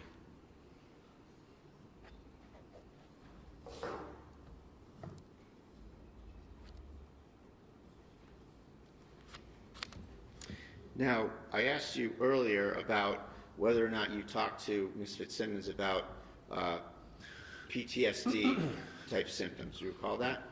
No, I don't. Do you recall me asking? Oh, you here asking, today? yes. And isn't it true that you went on a call with her in August of 2024? That was a extremely difficult call involving a murder-suicide where the murder was of a baby. Yes, it was horrific. And you and Kelsey went to that call, right? With other officers, yes. And you had shared some texting after that, right? Yes, I was being a senior officer trying to help out a rookie go through a traumatic event. And your phone number, I don't want to give out the phone number, but it's fair to say that you had, Kelsey had your phone number. Yes, I think we were all in a group text. And it's a 978, I'll just leave it there. That's correct. Okay. And so in that text, you said to Kelsey, relating to your past career, I spiraled down a rabbit hole, a very dark place. This happened years later in my career. We can speak in person about that. I have a guy I've been going to for years, like 10. And when I feel like I'm off, I call him, and all I have to say is, I need a tune-up, and he does me in. Right? I don't recall that, but if that came from my number, then I had that conversation with her. I don't remember that at all. All right. May I approach her? Yeah. And I apologize, I have to do this on my cell phone. This just came up this morning. I can choke out. Okay.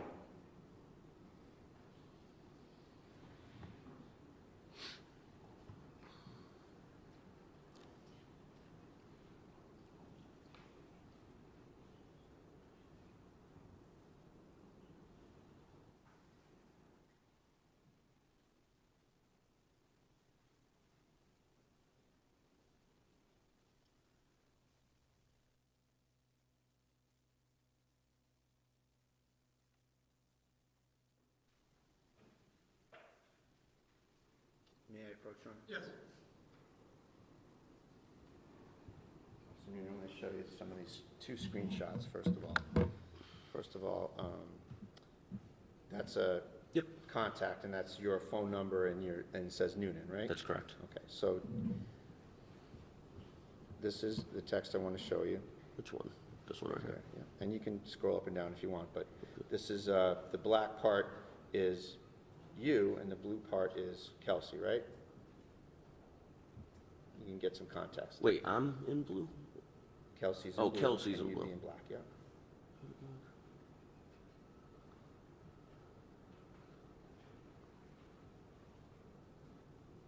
So can I just make an observation? So you asked the witness about this particular text, about essentially that perhaps he had therapy and needed a tune-up, et cetera. Yes. He said his answer was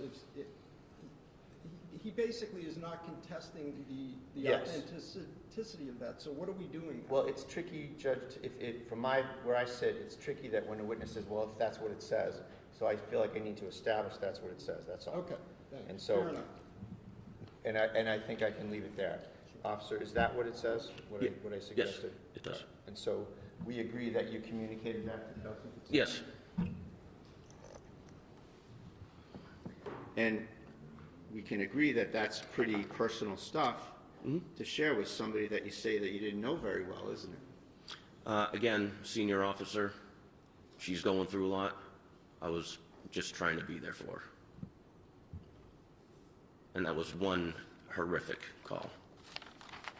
And we agree that that's something that can create very profound bonding between officers when you have a common tragedy that you have to deal with. Yes, but you move on. You go back to work.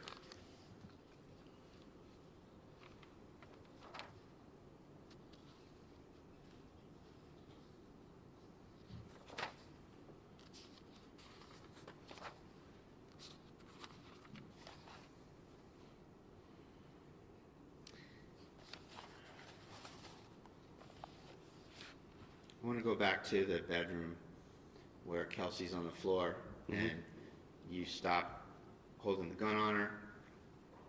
You assist Lieutenant Daly with first aid, Yes. okay? And you were asked by the ADA, what did she say when she was on the floor? You recall that?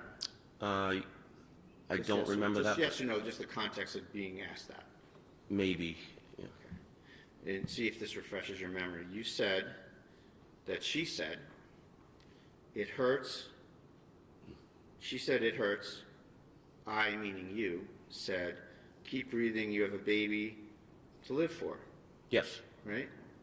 And that was your testimony about what she said and what you said, right? Yes. And that was the truth? Yes. And that was the whole truth. Yes. Now, when you were interviewed by Attorney Bennett, of the CIC investigation, Yes. you painted quite a different picture, didn't you? No. You had something to add that made you look good, didn't you? No. You said to Attorney Bennett,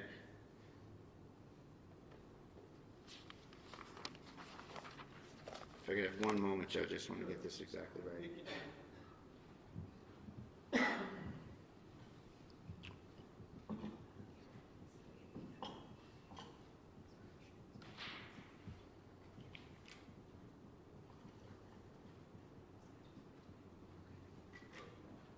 Just need a moment, Your Honor. if I could.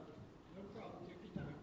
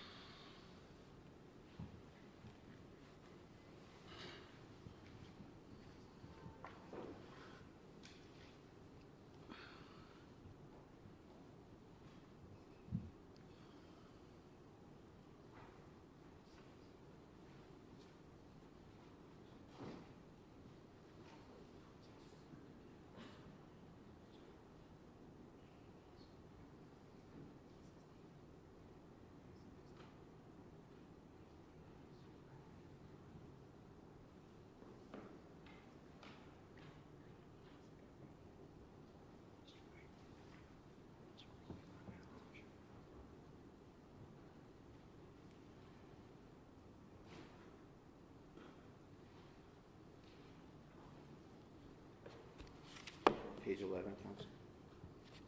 The 80-something page report, 90-page report.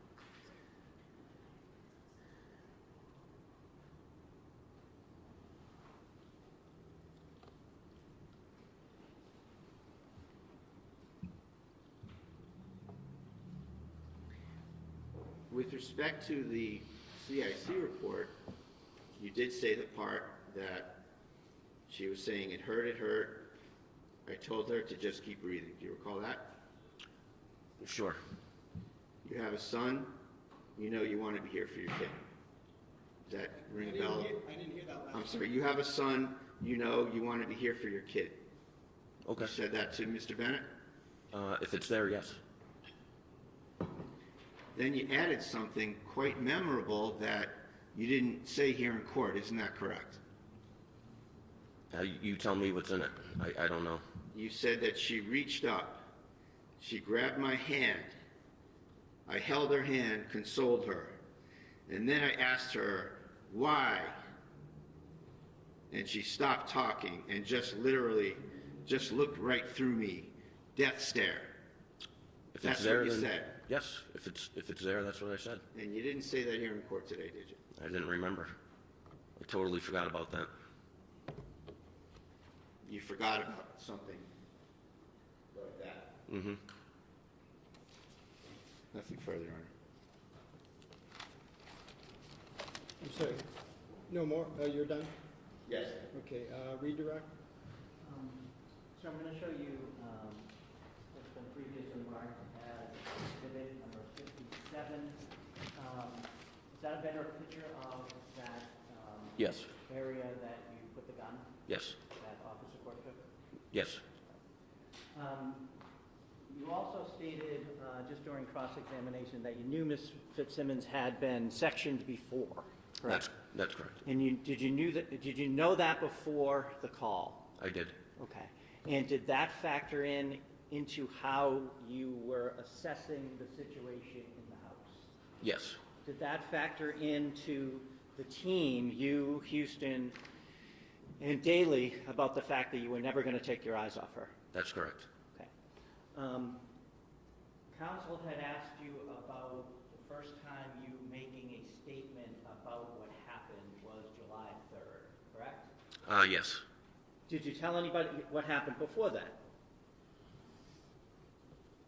Before I didn't July? hear that. Oh, sure, I'll say it again. Counsel had asked you whether you had, the first time you made a statement about what happened in the room was July 3rd, correct? Yes. Okay. Did you tell Officer Corr what happened? I did. Did you tell Lieutenant Daly what happened? I did. Did you tell Officer Houston what happened? I did. What did you say? I said she tried to shoot me. Thank you. Nothing else. Objection, Judge, that's hearsay, and I have a motion to strike. Okay, it's overruled. Do you have recross? No, Your Honor. I'm not, just to be clear, I'm not, Mr. Braille, I'm not, I did not allow that last statement in for the truth, just for state of mind, Thank you, Your Honor. all right, and to rehabilitate as well. All right, no further questions for Officer Nunan from either side? I take the silence as a no. Thank you very much. You may step down, and Commonwealth, you can call your next witness. Sorry. Judge, can we approach sidebar before the witness departs? Before the witness departs, Right. oh, you are almost out of here. You didn't move quick. You didn't move fast enough. All right, yeah, we can go to sidebar.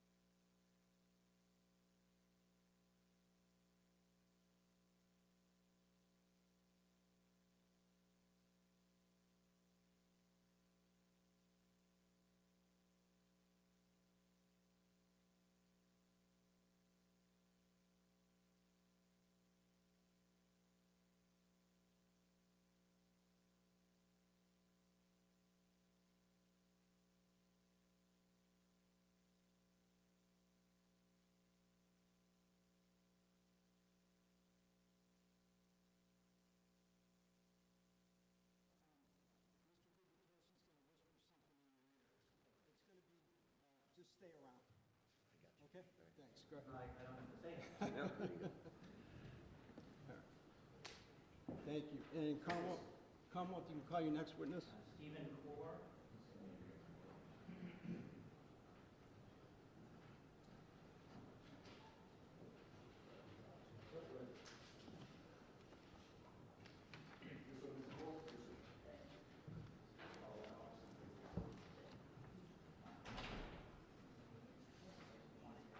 Could you raise your right hand?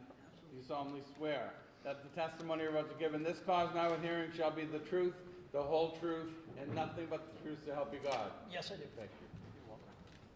Good afternoon. You can have a seat. Or I guess good morning still. Good morning, Your Honor.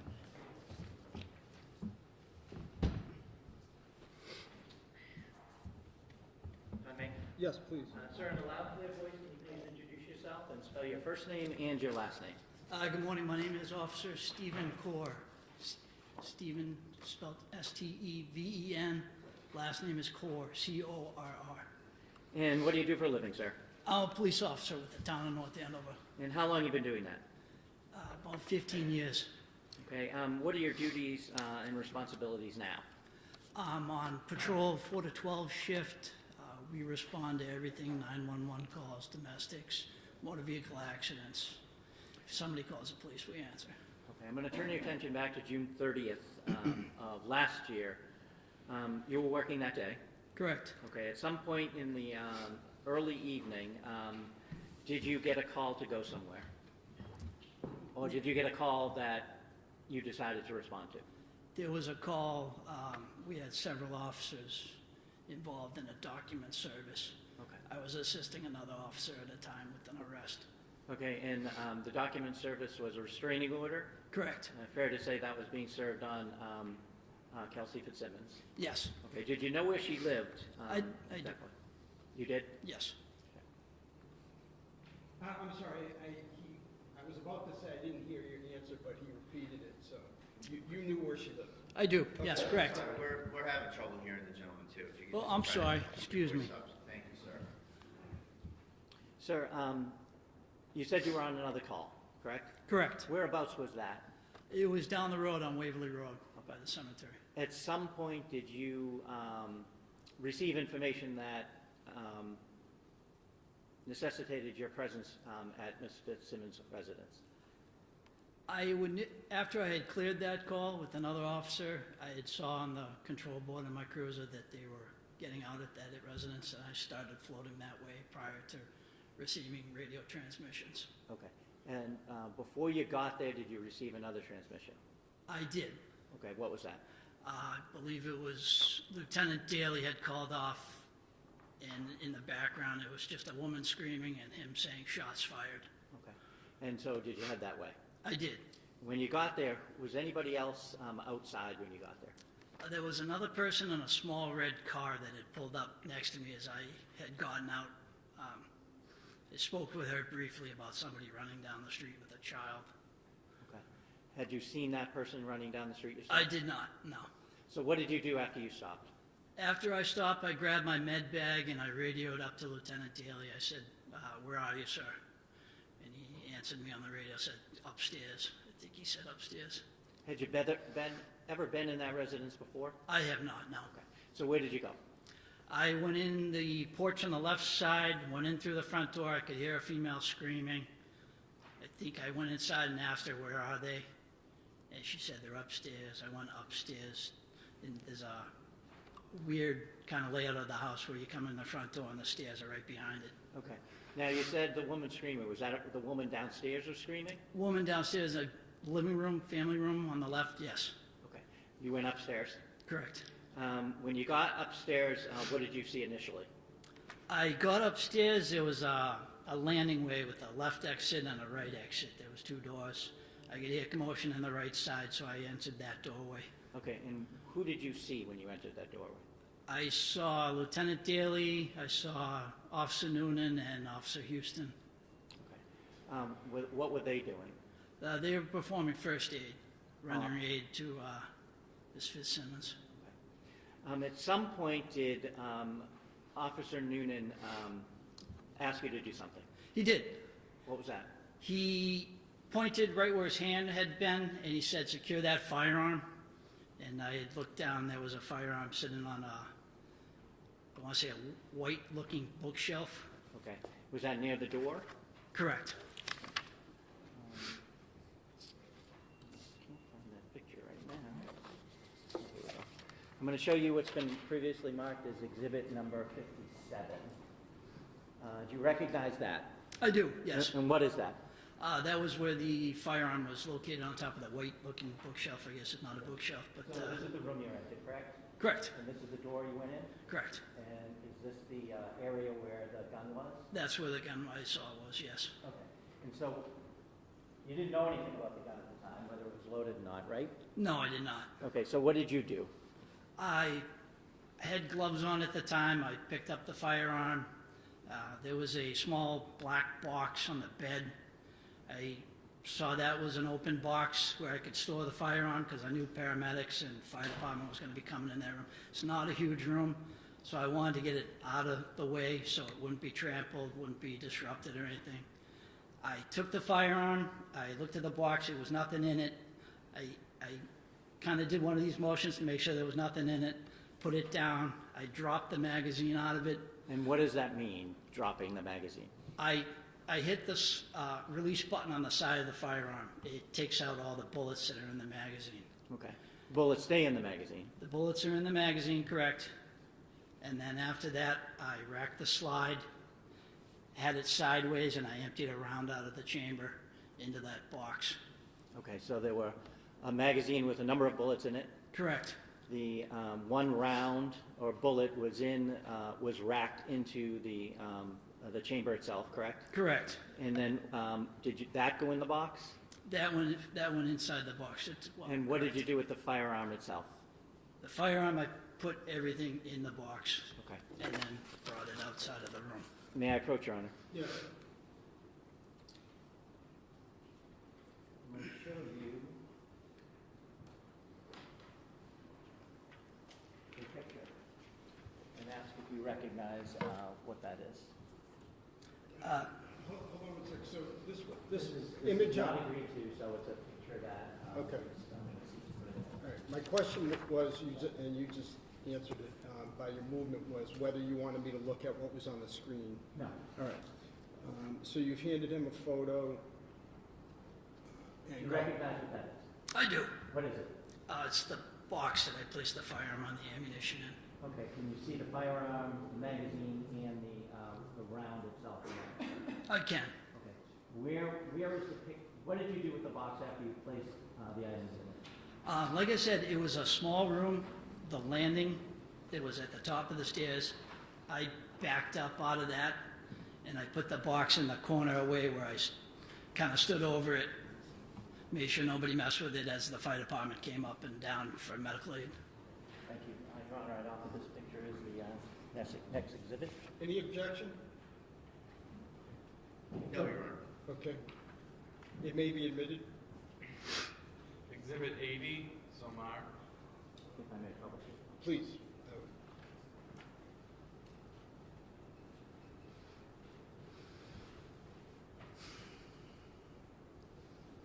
Is that in the position where you had placed the box itself on the landing? Yes. You said you stood guard over it until when? As they were doing rendering aid, Officer Nunan backed out of the room along with Officer Houston and I believe Lieutenant Daly. As she was being removed from the room downstairs, there started to be some issues. I asked Lieutenant Daly, who was standing next to me, I said, do you want me to go down and make sure the fire department's all set, putting her in the ambulance, make sure nobody interferes with that? And he said, yep, I'll take watch over the firearm. And he basically stood over it and made sure nobody, after I had left. Okay. When you initially went into the room and you saw Ms. Fitzsimmons on the ground, I'm assuming? She was blocked my view. I could see feet. Okay. I assumed that was her. Once everybody kind of moved out of the way and I walked in, I said, what do you guys need for help? They already had a med bag up there, but she was on the back side of the bed. Okay. Where was Officer Nunan after the fire department left? Standing next to me in the hallway, the landing area, I want to call it. Did you do anything with regards to him? Did you make any observations with him? I asked him if he was good. It's basically me making sure he's okay. Adrenaline's rushing. As I came up the top of the stairs, there was a little glass door on the left, and it looked like there was like a pinhole through it. I thought he might have been shot at, so I asked him, hey, did she get a round off on you? And he basically, I don't know. Overruled only because it's been admitted and it's of marginal relevance. Okay. Just to explain the scene. Sure.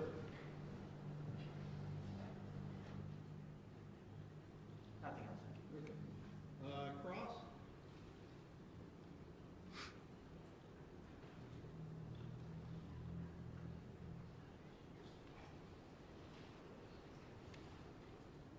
Mr. Brito, cross?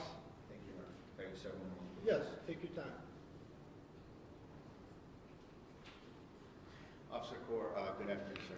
Good afternoon. Now, I'm sure that you memorialized all these important facts you testified to in a police report somewhere. No, we didn't generate a police report at that time, no. Well, I'm not asking if we did, I'm asking if you did. I did not know, sir. Excuse me one moment. Do you mind going to the... Oh, sorry. Only because to make sure that the audio gets picked up.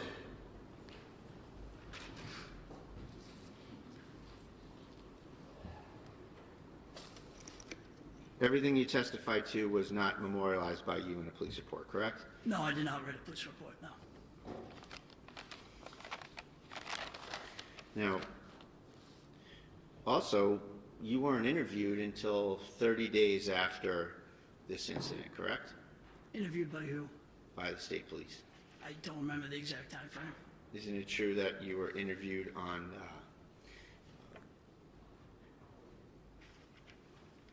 July 30th? I don't know the exact date.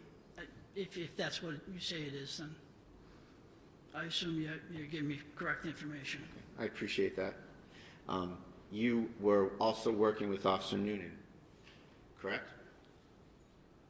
At the time? I work In with that him time as a interval? coworker. Did you work with him in that time interval? From when the incident to the happened to 30th? July 30th? July. He's on a different shift, but yeah, I do work with him. And did you speak with him about the case? I don't recall if we did. I'm sure we had talked at some point about if he was okay. Did you speak to him about what happened at the scene? Just yes or no? At the scene we did, absolutely. We were on the same scene. Okay. And did you speak with him in the days following? I couldn't tell you. I'm sure we at some point talked. And what about prior to your state police interview? I'm sure we talked at some point. Okay. So you spoke with him at the scene, spoke with him probably shortly after, and spoke with him prior to the interview as the interview approached. Is that fair to say? Yes. Thank you very much. Nothing further. Anything to add?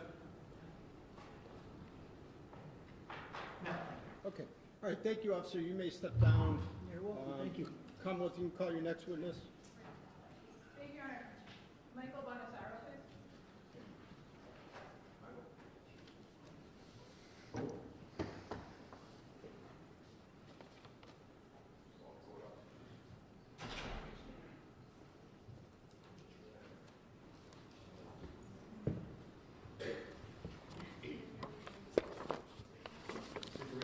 You solemnly swear that the testimony you're about to give in this cause now at hearing shall be the truth, the whole truth, and nothing but the truth to help you God. I do. Thank you. You may have a seat. Just pull yourself up to that mic. Thank you. May I? Yes, please. Good afternoon, sir. Afternoon. In a nice loud voice, if you could please state your name and spell your first and last name for the record. Sure. My name is Detective Lieutenant Michael Bonasoro. Last is spelled Bonasoro. How are you employed? I work for the Mass State Police. And what is your current assignment? I work for the Firearms Identification Section. How long have you worked for the Massachusetts State Police generally? Almost 20 years. If you could give us a brief recitation of your assignments within the State Police? All assignments are what I'm doing now. Start from when you graduated from the academy, briefly. Okay. All right, so I graduated the academy in 2006. From there, was on the road for a few years, transferred into the Firearms Identification Section, stayed there for approximately 12 years, transferred out of there, went to the Narcotics Inspection Unit for a year and a half, went to the duty office for a few months, back to the Narcotics Inspection Unit, and then to Firearms Identification Section again to work as the Executive Officer and now the Unit Commander. And so how long has your current assignment with the Firearms Identification Unit been? Since I've been back, a little over 3 years. What does the Firearms Identification Unit do? So we have many responsibilities. So we respond to crime scenes, preserve the evidence, document the scene. We do microscopic comparisons of fired bullets as well as discharged casings. We attend autopsies, we destroy weapons, and we do functionality of weapon certifications. How many troopers are assigned to your unit statewide? There's a total of 18 of us assigned statewide. And what are your responsibilities as the detective lieutenant in charge? So I look at training, make sure we're up to accreditation standards for lab protocols, making sure all of our protocols are in line with the current definitions of Mass General laws. I look at different aspects of how we respond to scenes, how we collect evidence, how we interpret evidence, looking at the definitions of firearms, pistols, rifles, shotguns, assault weapons, different stuff like that. It's more of a managerial role. We're looking at making sure everybody has the training that is required amongst them and authorizing them to do the casework when they have achieved all of their training. And fair to say that you still, from time to time, respond to scenes yourself? Yes, so as of right now, we're down a few supervisors, so I took on the role of going to these more high-profile scenes to observe my other ballisticians, collect evidence, as well as do some of the hands-on work myself. Can you briefly summarize some of the specialized training you've received over the years with respect to firearms? Sure. So when you go into the firearms identification, it's a 2-year apprenticeship program. You work with other senior ballisticians. You're looking at casework, seeing how to do the casework, making sure it aligns with the protocols that we have documented. You're doing test fires of weapons, numerous weapons, analyzing ammunition, magazines. You go into armorers courses. You go into different conferences to look at the field of tool marks and seeing how these tools are making these markings and how they're transferring over to these discharge casings and projectiles. So it's an ongoing process of different trainings. It's training from other examiners, see what they've discovered in the field, and making sure you're up to date with all the standards. And the armorers courses that you've gone to, have you gone to numerous with respect to the common gun manufacturers in the United States? Yes, I've gone to several rifle, shotgun, firearm armorers courses. Can you estimate how many weapons you've examined over the course of your career? Hundreds. And how many weapons have you test fired? Over hundreds of them as well. And do you also have the opportunity to examine ammunition as part of your work in the firearms identification unit? Yes, looking at the components of ammunition, yes. Okay. And one of the components of ammunition is projectiles? Correct. And you've examined estimate how many projectiles over the course of your career? Thousands. And how many scenes have you responded to? Hundreds of scenes. And have those been both fatal and non-fatal shooting scenes? Yes. Have you conducted and participated in the microscopic examination of ballistic evidence? Yes, several. Approximately how many times? I would say over 100 cases. And have you had the opportunity to testify in the courts of the Commonwealth? Yes, several courts. And if you could name a few of those courts? Middlesex Superior District, Suffolk Superior District, Worcester Superior District. And today you're in Essex? Yes. Okay. Before I ask you specific questions about the case, I just want to ask you some general questions about how firearms work and how ammunition works. Can you explain the components of a live round? So you have several components. So you have the casing that encompasses everything. You have the powder that's inside of it, and then you have the projectile, and you also have the primer. So you need all these components to make ammunition. So all these components combined will make one combustible material. You'll have what's called a firing pin. It'll strike the primer. Primer will ignite the powder inside of the casing, which holds everything together. Once the gases build up from the burning of the powder, the projectile will leave that casing. So the projectile is what's commonly known as a bullet? Yes. And the casing is what is often recovered at crime scenes? It's also referred to as a discharge cartridge casing, so it's been extracted from that firearm. Is there a way for you to determine whether a round has been discharged from a working firearm? There is. So you're looking at the tool marks of what's left over on that discharge casing or that projectile. So originally you look at the class characteristics. Does it have the same design features as that firearm? Is in regards to a projectile, is the twist going to the left or the right based on that design feature of that firearm? If it twists to the left, it would sometimes be 6, 5, 4 right twists. So you look at these characteristics, make sure they're in line, and then move forward into what's called individual markings. As firearms are produced, they're produced by tools. As tools are making these firearms, the tools are wearing away. You also have little pieces of metal that get in front of the tools, which will create unique marks. There isn't one firearm that is the same due to the fact that you'll have material that's in front of these cutting edges. And is it fair to say that when a cartridge is new or from the box, it does not have these particular tool marks you're looking for? It shouldn't have any of the tool marks. It may have some type of markings, what's called bunter marks on a discharge casing. This is from stamping that live cartridge to indicate what caliber and manufacturer of that live cartridge. Did you say what marks? A bunter mark. A bunter mark. Can you spell that for the court? It's B-U-N-T-E-R. And that's the stamp that reflects the caliber of ammunition? The caliber as well as the manufacturer. Thank you. When a casing comes apart from a projectile, does it come out with velocity? It does. And are you able to determine anything about where a particular gun was fired based on where a casing or casings are recovered? You can't really determine the exact location. It should land in the general vicinity of the shooter, but you also have variables if that casing was kicked or manipulated in some way, or if it deflected off another object.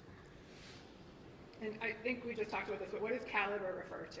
Caliber is the diameter or length of that casing. I'd like to talk about a semi-automatic firearm.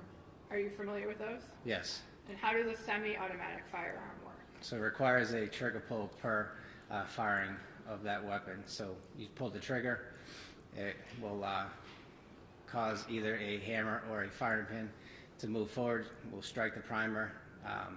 After it strikes the primer, it will cause an explosion. Explosion is going to cause that slide to go backwards. The extractor is going to extract that casing, which is attached to that slide. It's going to hit what's called an ejector. The ejector is going to extract that discharge casing out of the ejection port, and it's going to continue the cycle. This slide is going to move forward now because it's under spring tension. It's going to pick up that other live cartridge that's in the magazine well and load the next live cartridge. But does the user have to do something first before they are able to pull the trigger and have a projectile fire? So they would have to load either manually or with a magazine. So a live cartridge has to be inserted into the chamber. And does the slide, or does the slide have to be pulled back? The slide has to be racked to the rear, yes. Okay. And so the slide has to be racked to the rear just one time before the shots are fired? Yeah, so you have to essentially cock the firearm. So you have to put some external force on that firing pin or that striker to hold it in place. When you pull the trigger, you're going to have that transfer bar or that trigger bar, whatever you want to call it, will actually drop. We'll engage that trigger bar or that striker to move forward and move past the aperture, which is the circular portion, and right in front of the primer that sits in front of the chamber. So all these things have to happen, but initially you have to have a cocked firearm for it to happen. So you have to load that live cartridge and put some external force on that slide to cock it. And is cartridge synonymous with magazine? Cartridge versus magazine, so a cartridge would seat in a magazine. So the cartridge holds the projectiles or casings in the magazine? Yes. Okay. And what part of the gun is the magazine? So it's an external piece that's inserted into a magazine well. So a user would take the magazine, enter a cartridge which contains the bullets, and then seat it in the handle of a semi-automatic weapon? So the person would load the ammunition inside of a magazine. The magazine will have a spring tension as well as a follower on top. That spring tension pushes that live cartridge to the top of that magazine at all times. That live cartridge is stripped by the slide or manipulated by putting that live cartridge in the chamber manually, but ultimately you do have to cock that weapon to fire it. I'd like to direct your attention to June 30th of last year. On that date, in the evening hours, did you get called to go somewhere? I did. Where did you get called to go? To a residence in North Andover. What information did you have when you arrived? Information I had was there was a police-involved shooting, which required a supervisor to attend the scene. And that's why you went? Yes. Okay. What time did you arrive? I don't recall exactly what time. It was in the evening hours. Did anyone else from your unit respond? Yes, I had a trooper, Chris Pierce, as well as trooper Andrew Valeri. And the three of you responded from the Firearms Identification Unit? Yes. And what was your purpose on scene? We wanted to document the scene. We wanted to inventory all personnel that were involved in the shooting, whether they fired or not, to inventory their weapons, to account for all live cartridges. And again, is that standard procedure for an officer-involved shooting? Yes. When you responded, who was on scene? There was several detectives from the Essex County Detective Unit, as well as Andover police personnel. North Andover police personnel? North Andover, yes, Mike, sorry. Were you directed to a particular part of the house? I was. There was a particular part in the top of the stairs where there was a firearm located in a safe, as well as a bedroom where we recovered a 2 discharge casing as well as a projectile. And did you or someone from your unit or someone from the state police take photographs that evening? Yes, we had Crime Scene Services photograph the scene.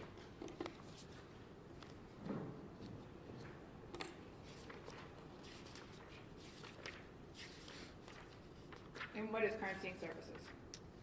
So they're a unit in Massachusetts State Police. So they document, they photograph the scene, they videotape the scene to preserve the scene, as well as do prints on firearms casings and so on, as well as footwear impression markings. May I approach? Yes.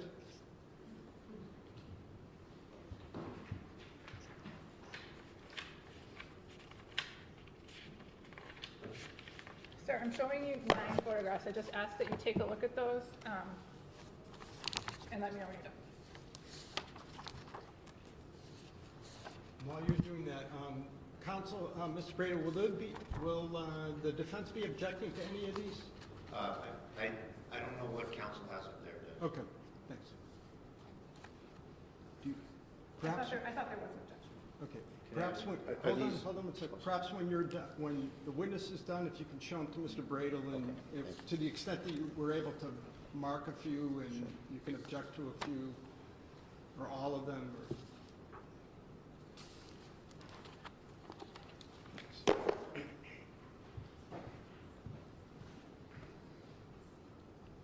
Take your time, Mr. Bradel.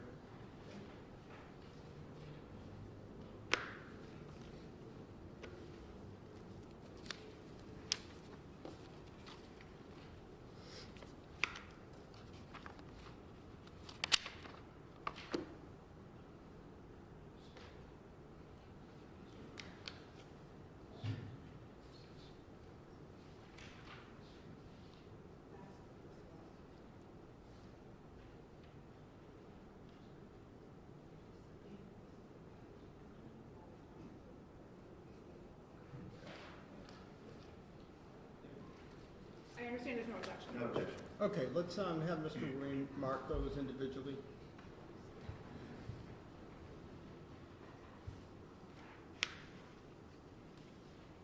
You said there were 9? Exhibit 81 somewhere. Exhibit 82 somewhere. Exhibit 83 somewhere. Exhibit 84 somewhere.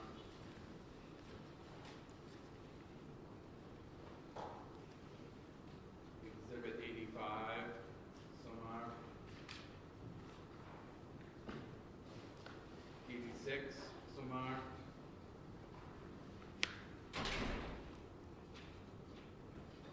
87 somewhere.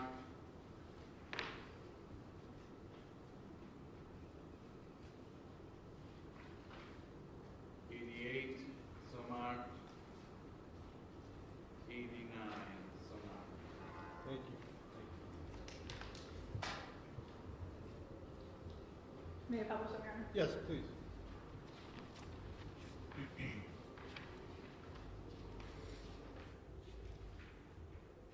Sir, I'm showing you first what's been marked as 81.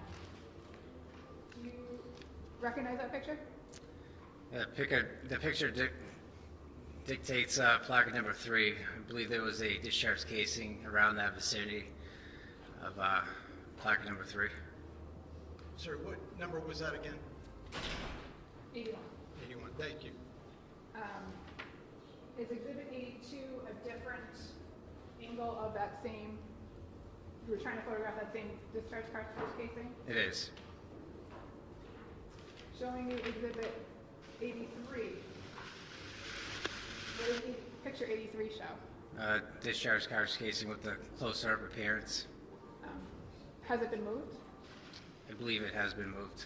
And why would it been moved? Where it was located, it was kind of in a confined space in the corner of the room.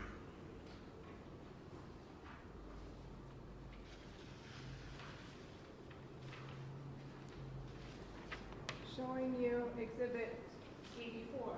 Do you recognize exhibit 84? Yes, it's where a spent projectile was recovered right above the air conditioning unit inside the curtains.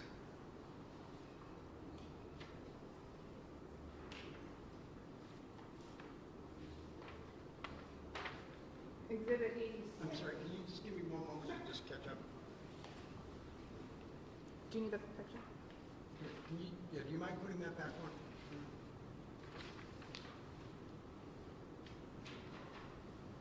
Okay, thank you.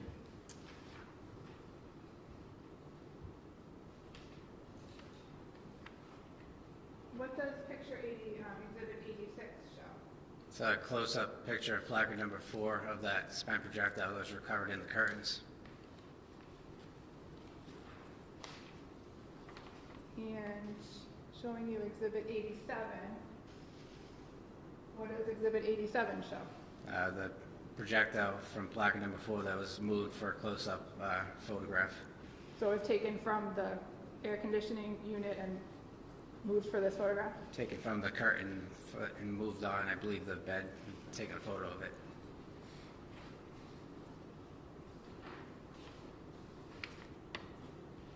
Showing you exhibit 89. What does exhibit 89 show? It's where a projectile possibly struck. We looked at the air conditioner inside and to the rear of it. They had a hole consistent with a strike on the outside of that air conditioner. Can't determine exactly, but it appeared to be a projectile strike, and there was another hole on the exterior or the back end of that air conditioner as well. And is that what exhibit 88 shows? Yes. And did you ever find a projectile associated with this air conditioner, the one that struck the air conditioner? I did not. That last photo, that one there, is that 85? 88. I'm sorry, 88? Thank you.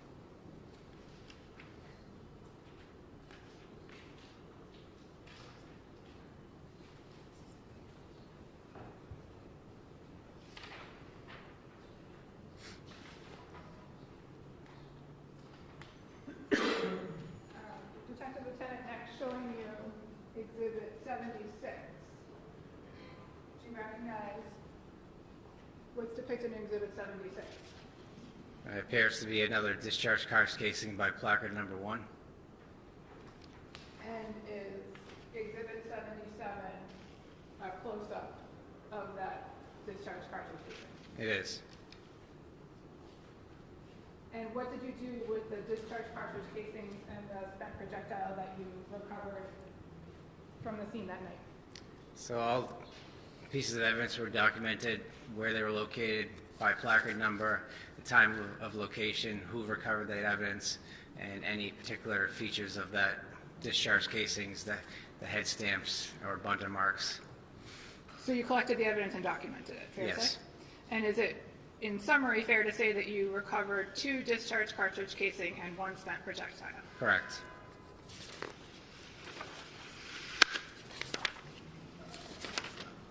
I'm sorry, I was distracted. Can you ask that question again? Sure. In summary, is it fair to say that you recovered 2 discharged cartridge casings and 1 spent projectile that night? That's correct. Thank you.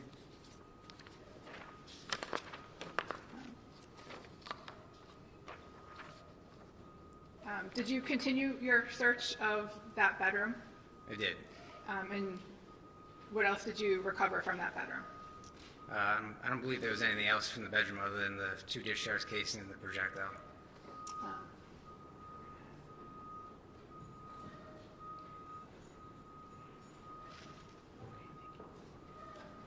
May I approach, Your Honor? Yes. Oh.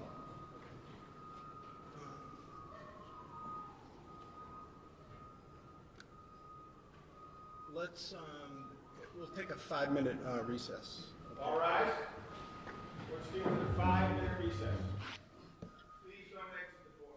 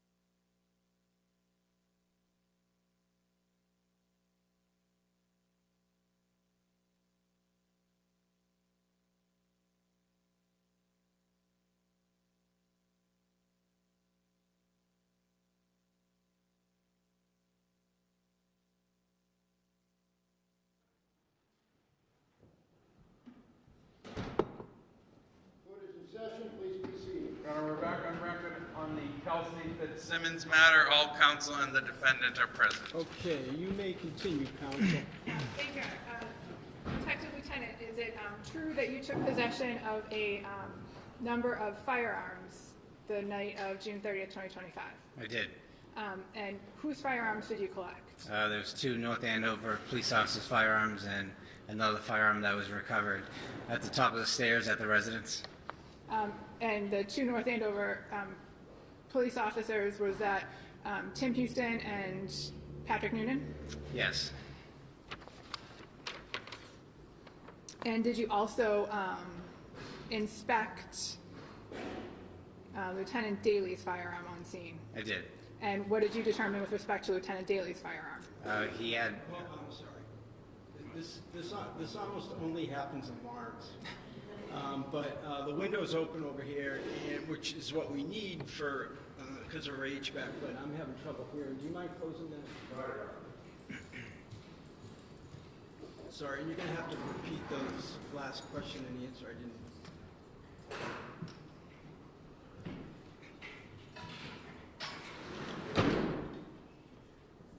Thank you. Okay. Can you repeat that? I think so. Sir, what was your finding with respect to Lieutenant Daly's firearm? he had 1 magazine, so he was fully loaded. There wasn't any unaccounted for rounds of ammunition. Okay. Wait, I'm confused because I thought you took Officer Houston and Officer Noonan is what I wrote down, but is that? Fair to say you took Officer Houston's firearm and Officer Noonan's firearm? Correct. And did you take Lieutenant Daly's firearm? I did not. Did you just examine the number of bullets in his magazine? Yes, Well, she's leading because the judge was distracted by the outside noise. So, and I'll allow you to do so as well, Mr. Gray. So overruled. All right. So now I understand. Thank you. And sir, I'm next going to ask you if you recognize what's shown in Exhibit 10. Yes, that is the firearm at the top of the stairs, as well as a magazine with numerous live cartridges in it, as well as 1 loose live cartridge. Is this the loose live cartridge here? It is.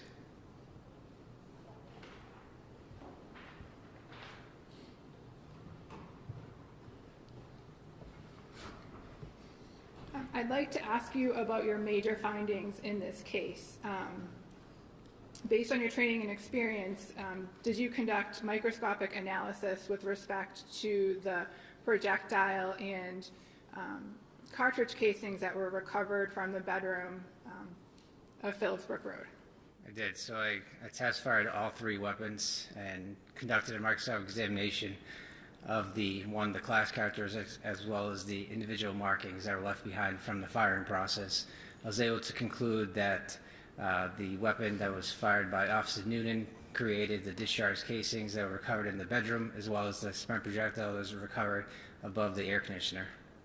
And were you able to exclude any weapons? I was able to exclude the other firearms. I'd like to change gears a little and talk about the weapon that was recovered from the black safe at the top of the stairs. Did you do anything with respect to that gun? I test fired that weapon with 2 live cartridges from submitted ammunition. And what was your conclusion? That weapon did not fire the discharge casings as well as the projectile that was recovered. So the gun from the black safe was also excluded from the discharge casings and the projectile that were recovered from the bedroom? Correct. But did the gun operate? It did operate, yes. Was there any problems with its operation? There was no malfunctions. Did you bring with you today a box? I did. And what is contained within that box? I believe it was the that Glock firearm that was in question that was recovered at the top of the stairs. Is that box packaged in the standard way that the ballistic unit packages firearms? It is. If you could open the box and explain what is in the what's contained within.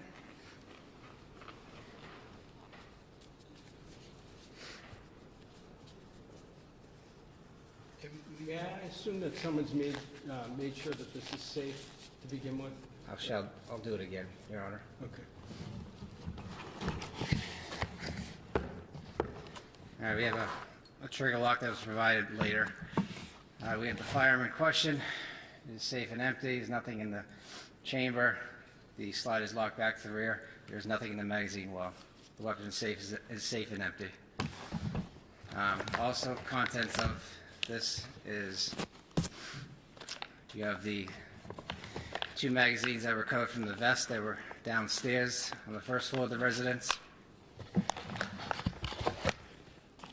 You have the magazine that was recovered in the safe. It was originally loaded with 16 live cartridges. And you have 2 test fires that are conducted using that live ammunition from that magazine, as well as the single loose live cartridge that was recovered in the safe. Are you going to ask more questions about that? Because I couldn't keep up. Or should I have them repeated? No, I will ask a question. Okay, thank you. But in the meantime, may the box and the contents be marked for, as an exhibit? Yeah, let's, we're gonna have to do them individually. I don't want the ammunition to be with the firearm. So let's do that, Mr. Ruane. And also, any objection if he puts, Mr. Bradle, if he puts the trigger lock on there? No, Judge. I don't know, are you able to even? Object to leading either for this. I don't object to any leading for this.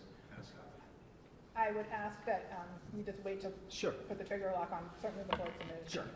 Thank you. How about we do the gun in the box, and then the rest we can mark, tag individually? Sure.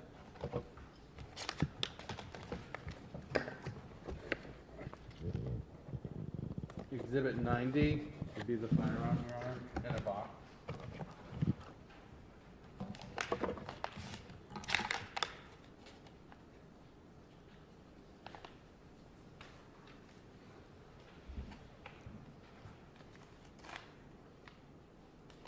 This is the magazine. 91 is a magazine, Your Honor.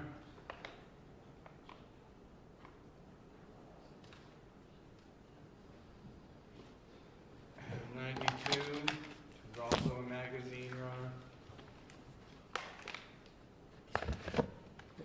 Is it with the ammunition? Yes. Okay. 93 is a magazine. 93 is a magazine with ammunition.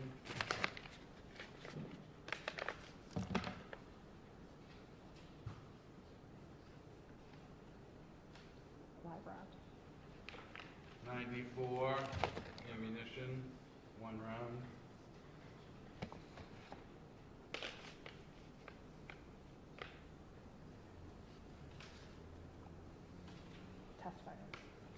95 test-fired ammunition. 96 test-fired ammunition.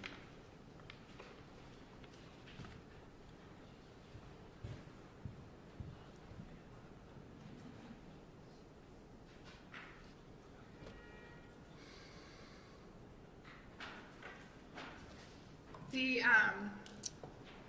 magazine that you recovered from the gun in the black safe, what was the total capacity of that magazine? 17 live cartridges. And is that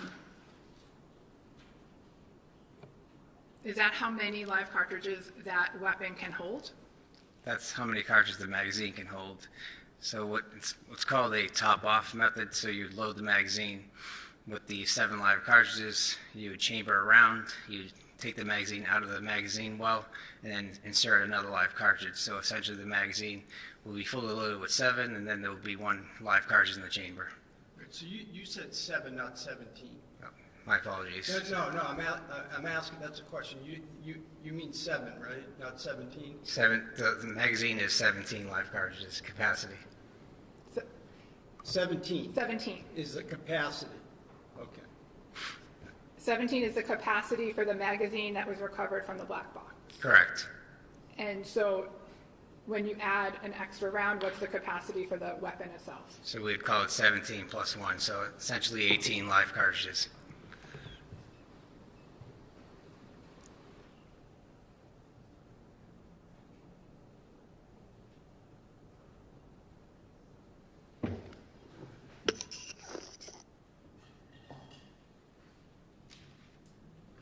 So getting back to that, in that black box, in this,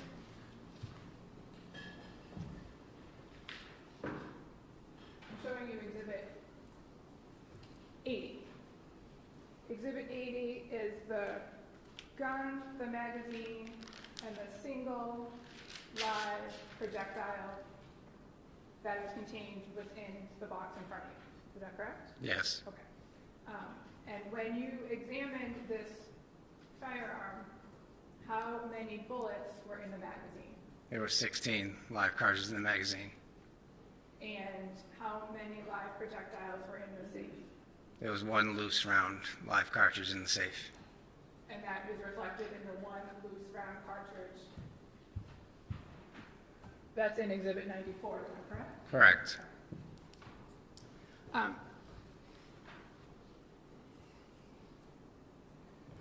Are you familiar with the term dry fire? I am. What's that mean? So you are cycling the weapon without a live cartridge in the chamber. So all the same steps are going to happen. You're going to cock that weapon. It's going to have that trigger bar or that striker be sent to the rear. It's going to be held in tension by that trigger bar. When you depress the trigger, it's going to create that trigger bar to drop. The firing pin is going to move forward through the aperture and potentially strike any live cartridge that's in the chamber. And what happens if there's not a live cartridge in the chamber? So you'll hear an audible click. With the court's permission, may Detective Lieutenant demonstrate? Any objection? No. Demonstrate with A dry fire with no projectile in the weapon at all, no projectile particularly in the chamber. yes. So if you could stand up and demonstrate. All right. Again, there's nothing in the magazine well, nothing in the chamber currently. So the weapon currently is cocked. You'd move the slide forward, still in the cocked position. You still have that trigger bar, it's moved backwards. And then when you pull the trigger, you'll hear an audible click because it's releasing that striker. That striker is going to move forward and hit where the aperture where the firing pin would protrude. So you'll hear the click. And then in order to reset it, so right now you have a dead trigger, it's not going to do anything. Again, pull the trigger, audible click. And that's what you'll hear. If you have nothing, if it's halfway, you'll have a click as well. So if it's not all the way chambered, it'll click as well. So what we call it is out of battery. So the weapon is locked to the rear. You'll have the slide forward. Now the weapon is battery. So you have an enclosed live cartridge. There's nowhere for that live cartridge to go when it's fired, but out the barrel. And I'm sorry, the term that you used, battery? It's out of, so once the live cartridge is loaded, that weapon is now in battery. So you have the breech that is right behind that live cartridge. So when you fire that weapon, an explosion is going to happen. So you're going to have the firing pin is going to hit that primer. Primer is going to ignite the powder. Powder is going to build up gases. Projectiles are going to go down simultaneously.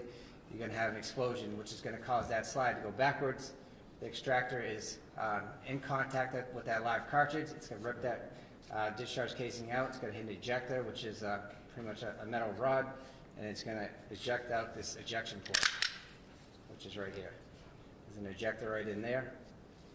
An extractor is like a little claw that's attached to that rim of that live cartridge or that discharge cartridge after firing and pulling it right out. All in one function, and then that slide is going to go forward and load the next live cartridge. Thank you. So based on your training and experience, would you hear that click if there was a loaded magazine in the weapon but no bullet in the chamber. Yes. And based on your training and experience, what would happen if the gun was cocked and there was bullets in the magazine and you pulled the trigger? If there wasn't any live cartridges in the chamber, nothing would go off. You'd hear a click, but nothing would go off. And then how would you get a bullet to go into the chamber?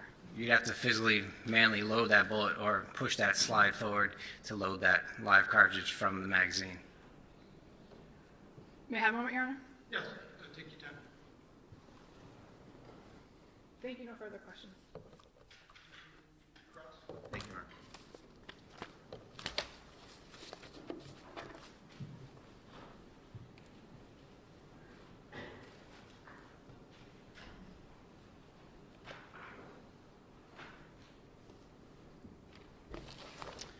Hello, sir. Afternoon. Lieutenant Detective Bonasaro, do I have that right? Detective Lieutenant Bonasoro. Bonasaro, nice to meet you. We have never spoken before, correct? Correct. So, what's a head stamp on a cartridge? It's the indicator that tells you the caliber and the manufacturer. Was that something that you took note of for all the cartridges in this case? Yes. And and you can look at any of your reports if you like, or anything you need to look at, you can just let me know. Or you can just go right ahead and do it. Do you have your reports with you? I don't have them with me now. Okay. And let me know and I can show you. In this case, relative to the spent projectiles that you recovered and the loose round you recovered, did you check the head stamps of those? All head stamps were recorded on all evidence, yes. And they're on your ballistics worksheets, right? Yes. And if you need to look, just let me know. All the head stamps for all these cartridges were the same, right? I believe so. It was Hornady 9mm? Yes. Okay. And so, just out of an abundance of caution, I don't want you to believe so. I want you to look and just tell me. Is that all right? Yes, that's And I'm pretty sure I'm giving you everything. And if I don't, just let me know.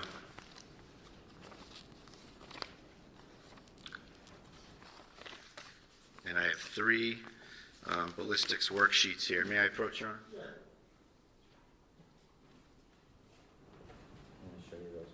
Take a look. Take all the time. And then, just so I'm clear, Mr. Brado, the question is whether all the ammunition recovered had the same head stamp? Yes. Okay, Correct, thank Your you. Honor. So with respect to, actually, I should qualify that a little more, Your Honor. Sure. The question was, the 2 spent projectiles and the loose round, do they all have the same head stamp? the 2 discharge casing as well as the loose live cartridges all have the same Hornady head stamp. And I apologize, and you just corrected me. I said spent projectiles. That's wrong, isn't it? Correct. So I should rephrase that, Your Honor.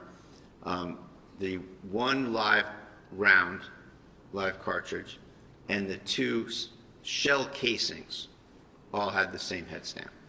Correct. Thank you. And I said that right that time, right? Yes. All right, thank you. I'm just going to retrieve those from you. Sure.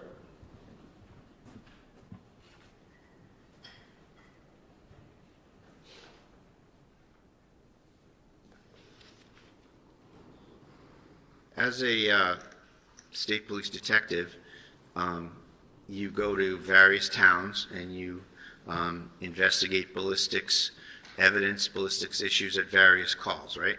Yes.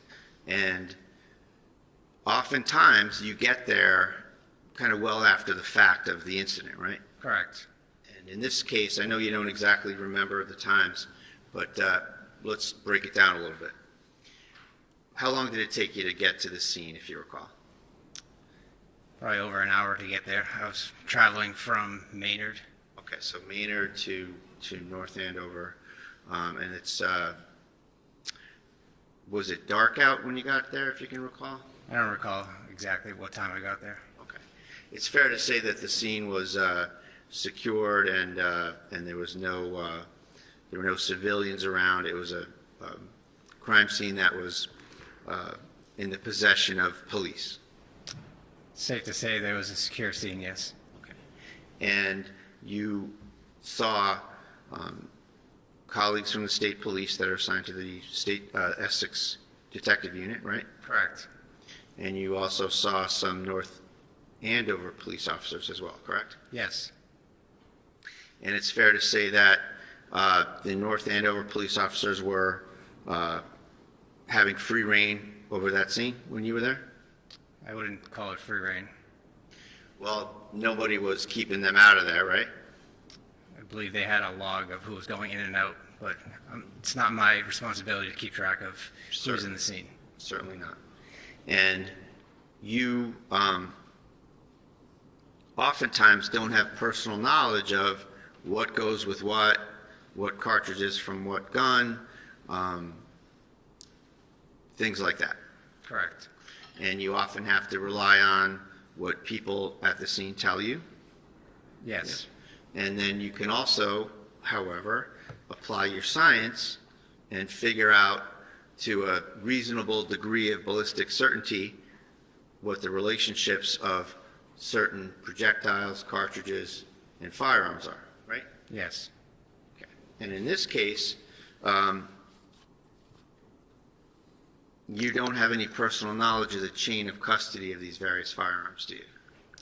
What was recorded in my notes of who I recovered these firearms from is all I can. Well, we can start there, and we'll go through it.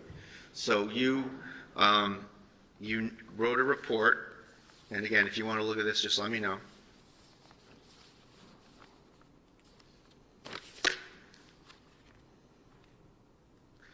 You wrote a report that involved 3 Glock firearms, right? Yes. Okay. And actually, it might be quicker, Judge, if I give him one of these, so I don't have to keep going back and forth with that. That's fine.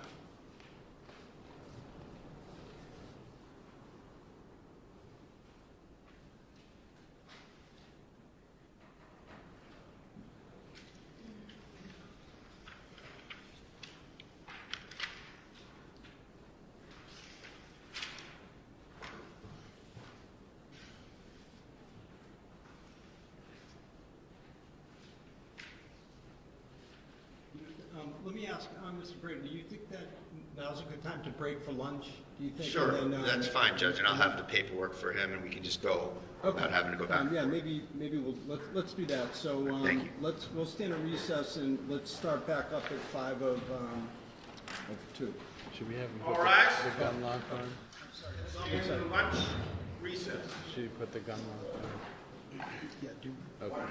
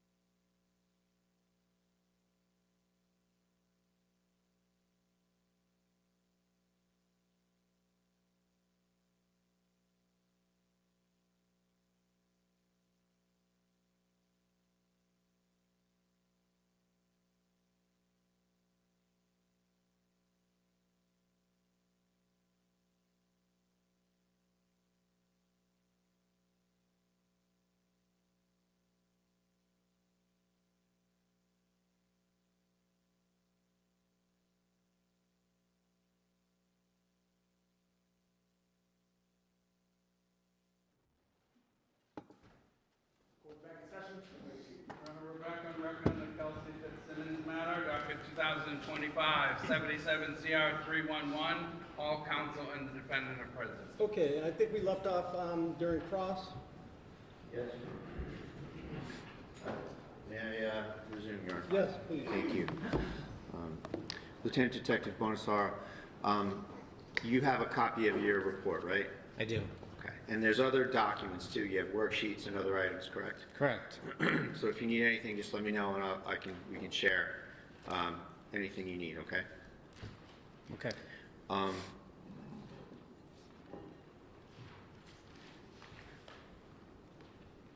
What is meant by chain of custody of an item? Who has actual custody of that particular piece of evidence? It's moved from one location to another or one person to another.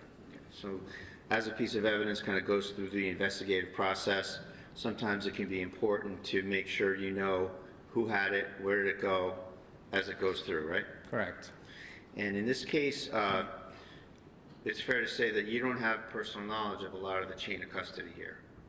I have personal knowledge of who I received the firearms from. Right, okay. And we'll go through that. And I'm not questioning, in terms of chain of custody, you and the state police going forward from when you left the crime scene. I want to ask you some questions about chain of custody at the scene, okay? Who did you get, and again, you can refer to your report here. Item 1-1 is a Glock 47, and we'll just use the last three numbers of the serial number, 269. Who did you get that from? What was the item number again? 1-1, Your Honor. Thank you. Yep. And the last three digits of the serial number are 269. Thank you. And so that gun, and again, you can look on your papers, anything you want. Do you know who you got that from? If I could see my notes, the Sure. worksheet notes Yep. from the crime scene. Sure.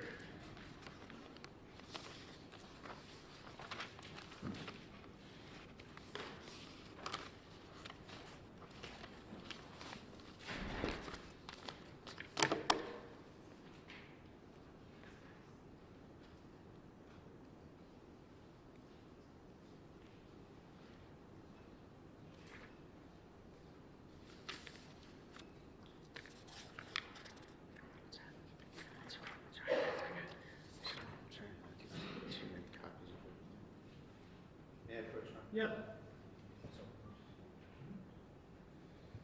Let me see if I got this right. These would be the notes, right? And this is just another copy of that report. Yes.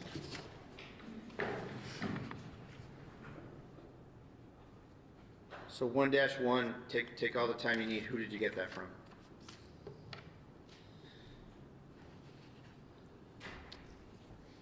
It was received from Detective Lieutenant Michael Davis. Okay, and who's he? He works for North Andover. All right. And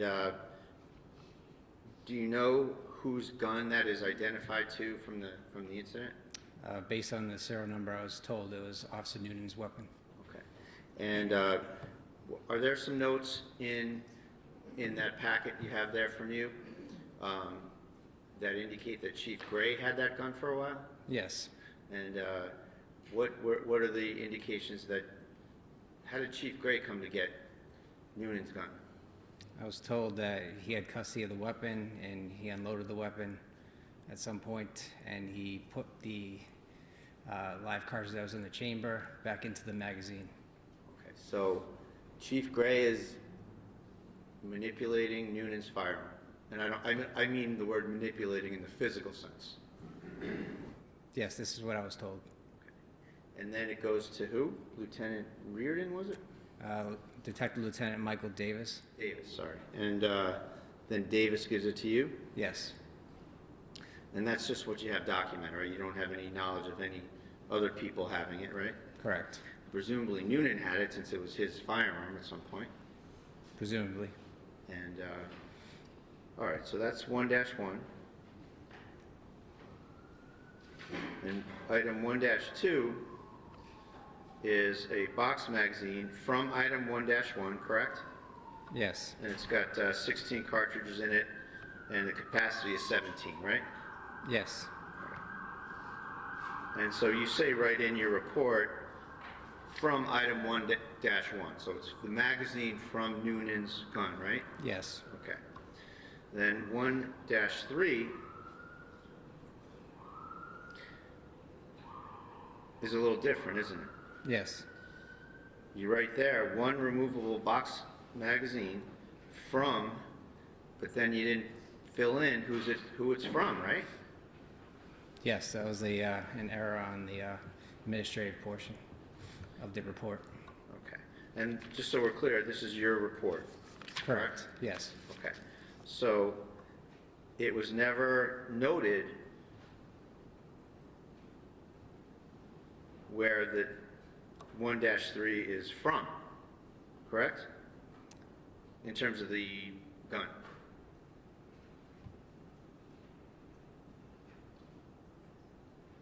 It was noted that it was received from Officer Michael Logan, Right. 1-3. So he's the chain of custody guy, but unlike 1-1 and 1-2, where you match them up, that the magazine is from 1-1, here, it doesn't say where that magazine is from, right? Well, these were recovered at a later time. I was initially given the firearm with the magazine, and then later on, these additional magazines that were recovered from, I believe, the either the duty belt or vest carrier, whatever the officer had. Okay. And you know, I'm just asking about what it says. I'm not trying to suggest there's fault, and I just want to go through it with you in terms of what's identified and what's known to be from somewhere and what's not. Okay? So I'm not trying to find fault. I just want to factually have us go through the report. So we don't know where 1-3, the box magazine, is from, what device it's from, right? I was told it was from either the vest carrier or the duty belt of Officer Nunan. Okay. But that's not in the report, is it? It is not. And then same with 1-4, one removable box style magazine from, and then from is not identified, right? Correct. Okay. And that's the same thing. You got a magazine, and that's from Officer Logan as well. The chain of custody reference is from Logan, right? Yes. Okay. And again, it's not identified in the document where it comes from. Yes? Correct. Correct.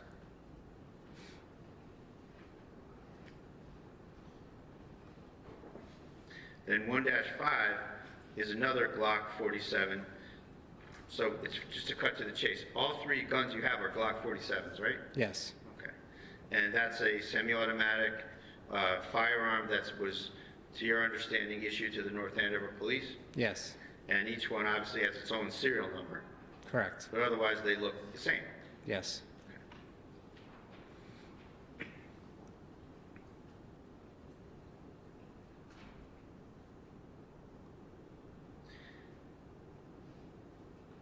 Going to 1-7, you have two removable box-style magazines that you received, and the chain of custody guy is Michael Logan, but it doesn't say what firearm they were in the vicinity of or near, correct?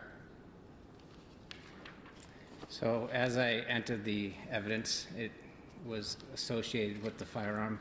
So as I went to the next firearm, whatever is below that firearm is associated with that firearm. So all evidence below it will be associated with the firearm until I mention another firearm. Okay, so that's your procedure, right? Yes. Well, it's fair to say, though, that sometimes you do say what it's from, and sometimes you omit it, right? Yes. And that's by mistake, right? Yes.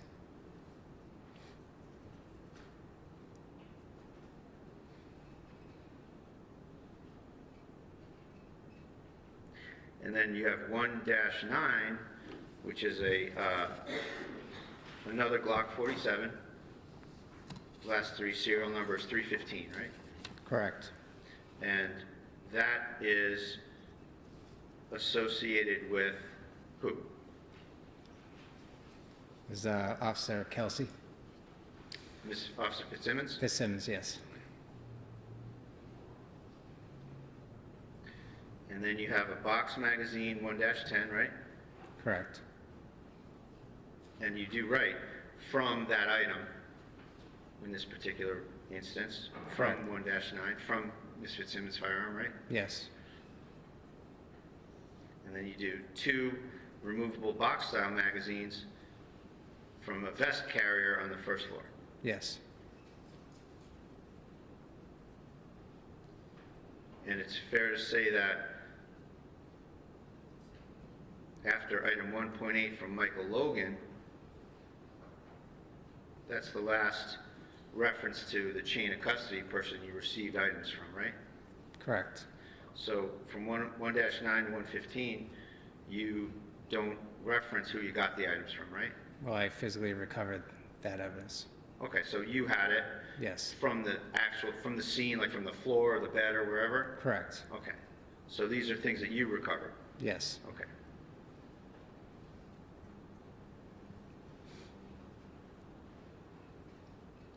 Then we get to some discharge cartridges and a live cartridge, 1-12, 13, and 14, right?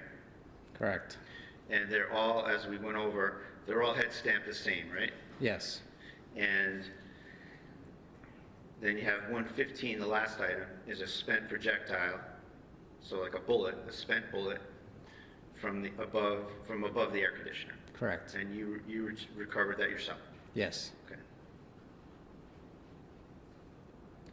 Now, with respect to the live cartridge, the discharge cartridge at 113 and the discharge cartridge at 114,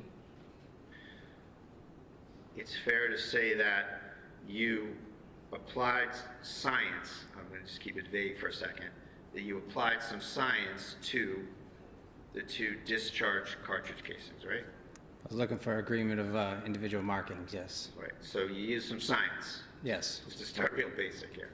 And you were able to identify those 2 discharge casings to item 1-1, right? Correct. And 1-1, you know to be Nunan's Glock, right? Yes.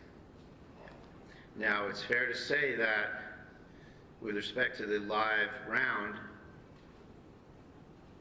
recovered from the hallway safe, it's fair to say that you didn't apply any science to that item, correct? Correct.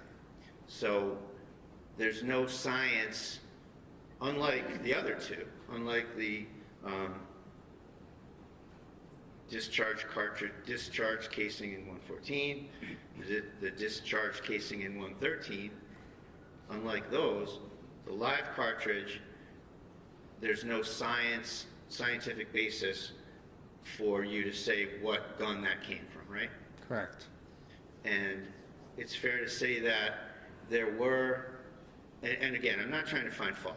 Nobody asked you to apply any science to that item, right? Correct. So there were some various scientific methods that you could use to determine where that came from, right? There would be some markings if it was actually cycled through that weapon. Right. You're one step ahead of me. That's my next question.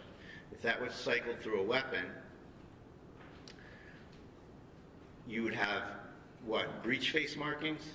No, you would have what's called extractor markings, possibly ejector markings, as well as you may have magazine marks.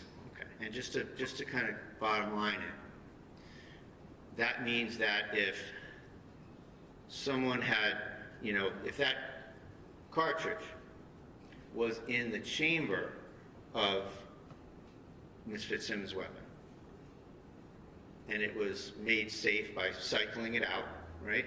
Correct. Breech face markings or ejector markings or extractor markings would be deposited on that cartridge, right? Possibly, but not breech face. Breech face markings is part of the firing process.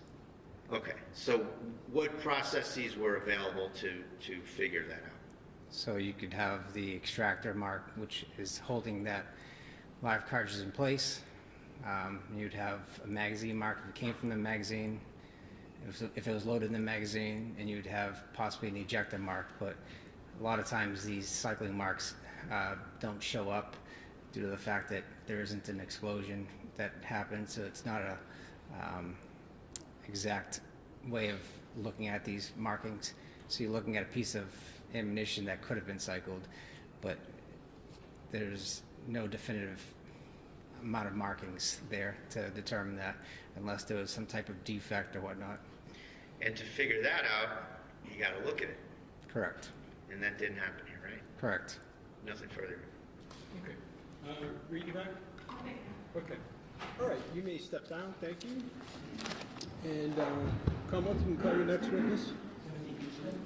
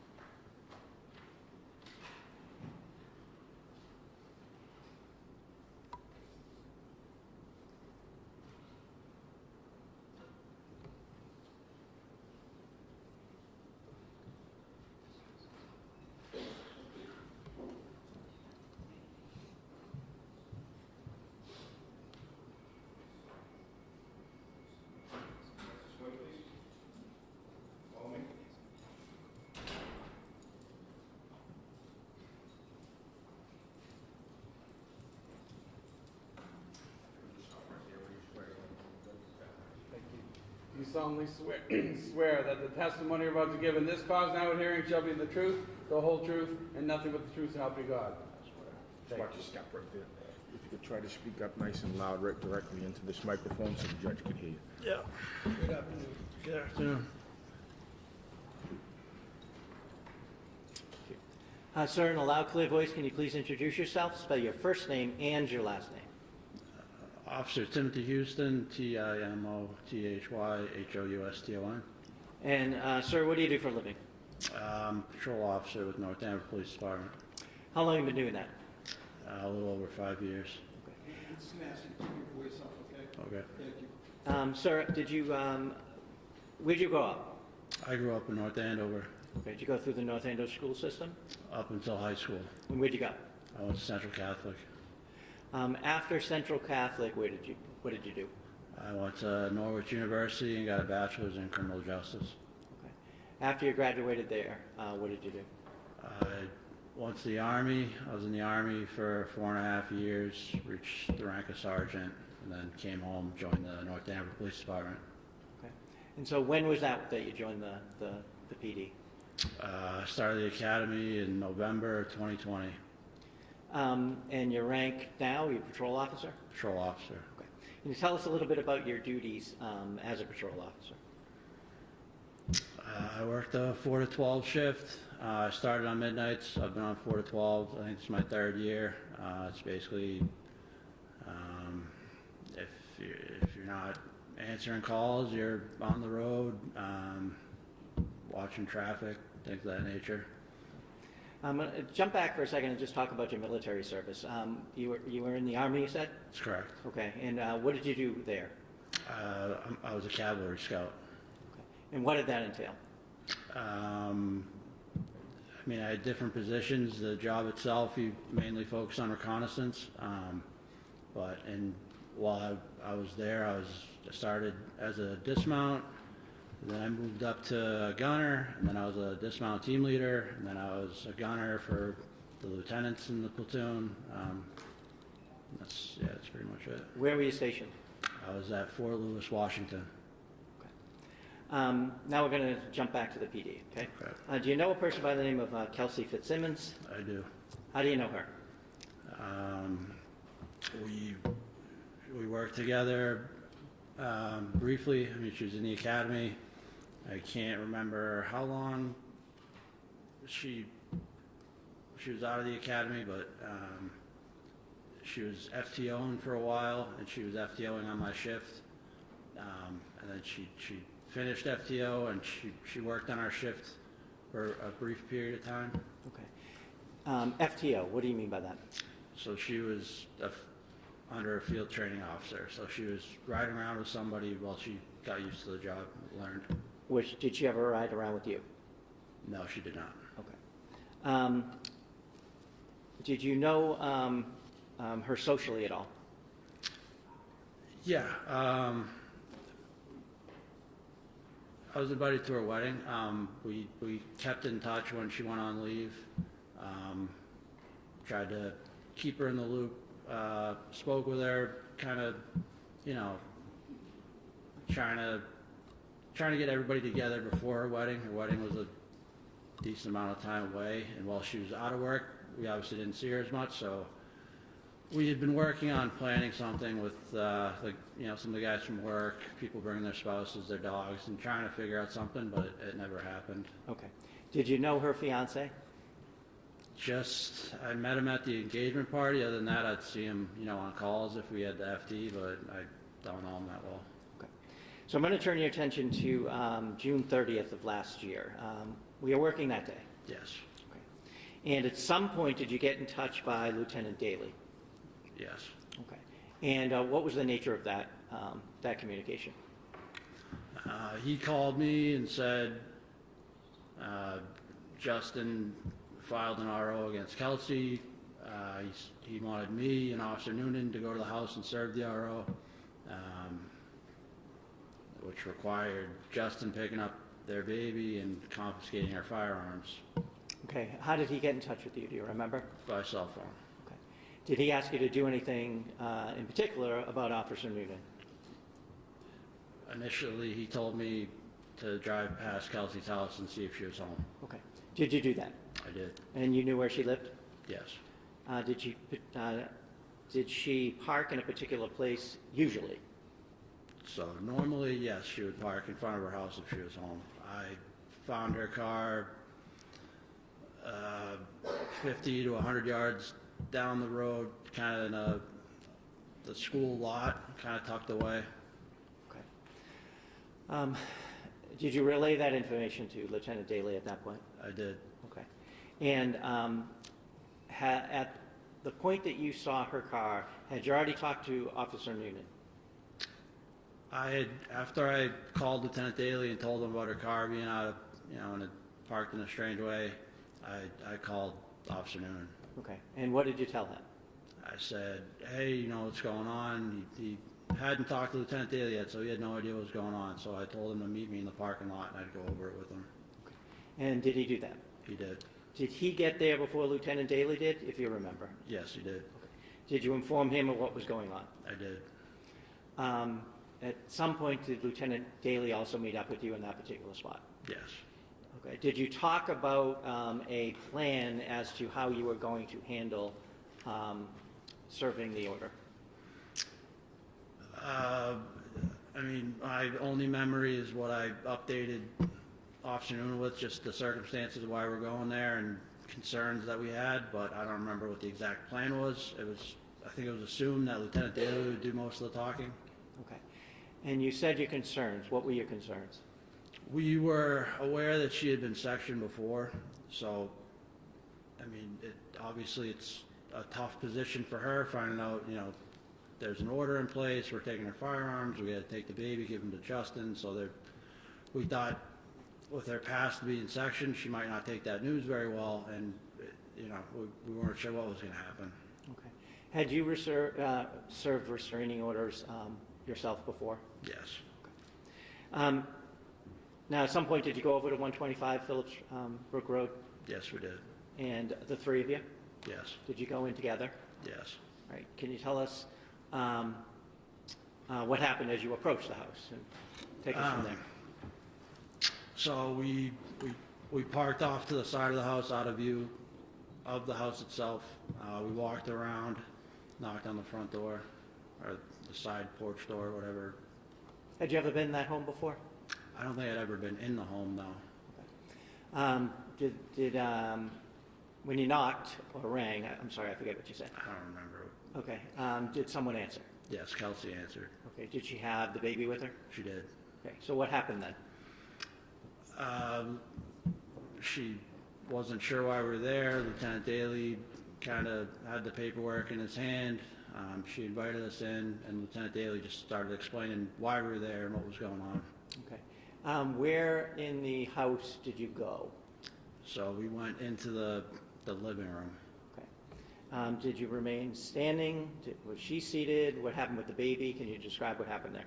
So Lieutenant Daly asked her to take a seat on one of the couches, had her put the baby in like a rocker on the floor, and I stood kind of away from them by another couch. Okay, could you hear what they were saying?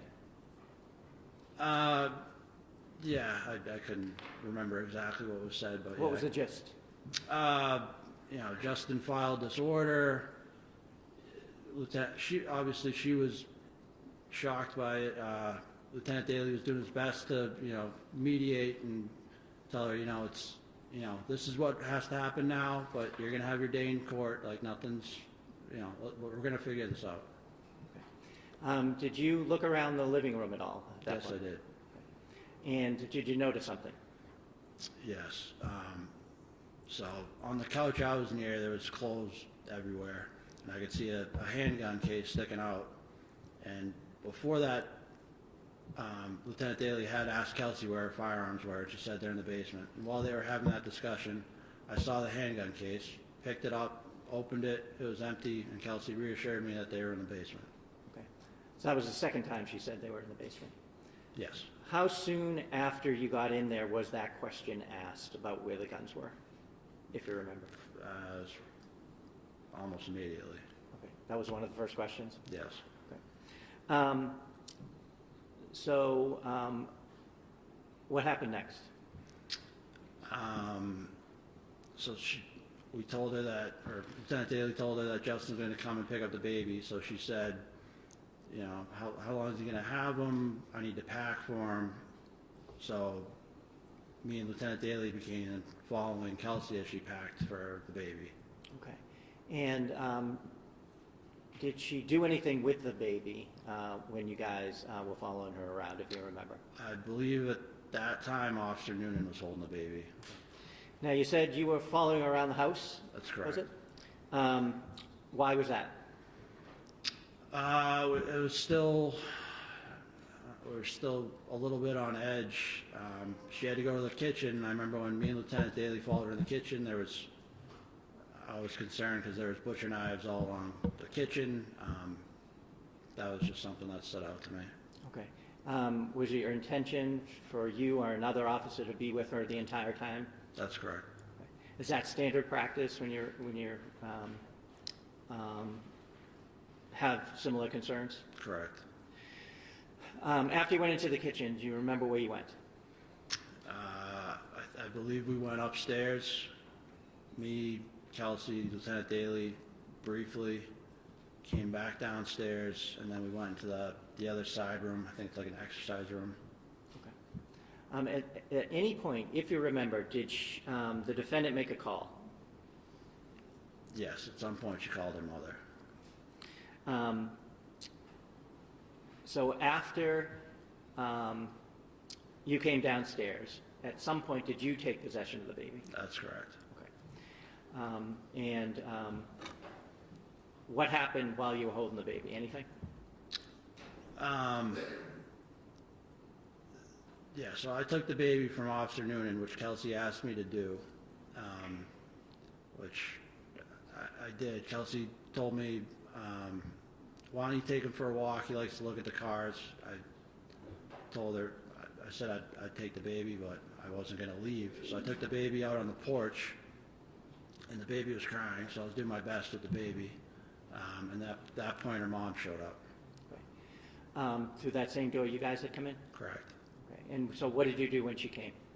I peeked in, I told Lieutenant Daly, like, the mom's here, why don't we give her the baby, and we invited the mom in. After the mom came in and you handed the baby to her, did you stay in the immediate area or did you go somewhere? So once the mom came in, she was pretty upset with us, but Lieutenant Daly explained the situation to her. So at that point, me and Officer Nunan followed Kelsey upstairs so she could pack more things. Describe upstairs, if you would. There's a landing. It's a T hallway. Hold on a second. Yeah.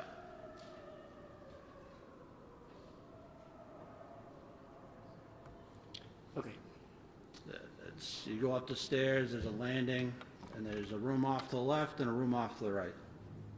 And could you describe the room off to the left? It's got I believe it's the baby's room, has a crib in it. And how about the room to the right? That would be Kelsey's bedroom. Now,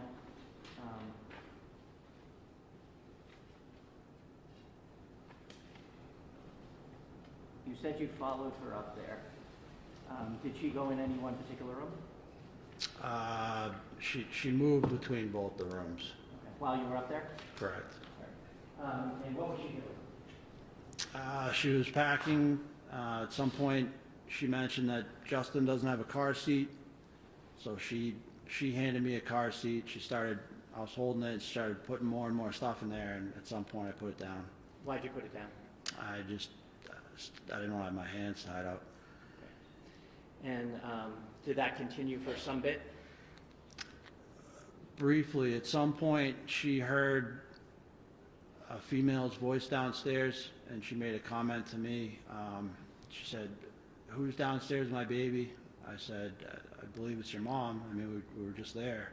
And she said, "That's not my mom's voice." And I got the sense that she wanted me to go downstairs and check, but I just kind of dismissed it at the time. Okay. And so you stayed up there?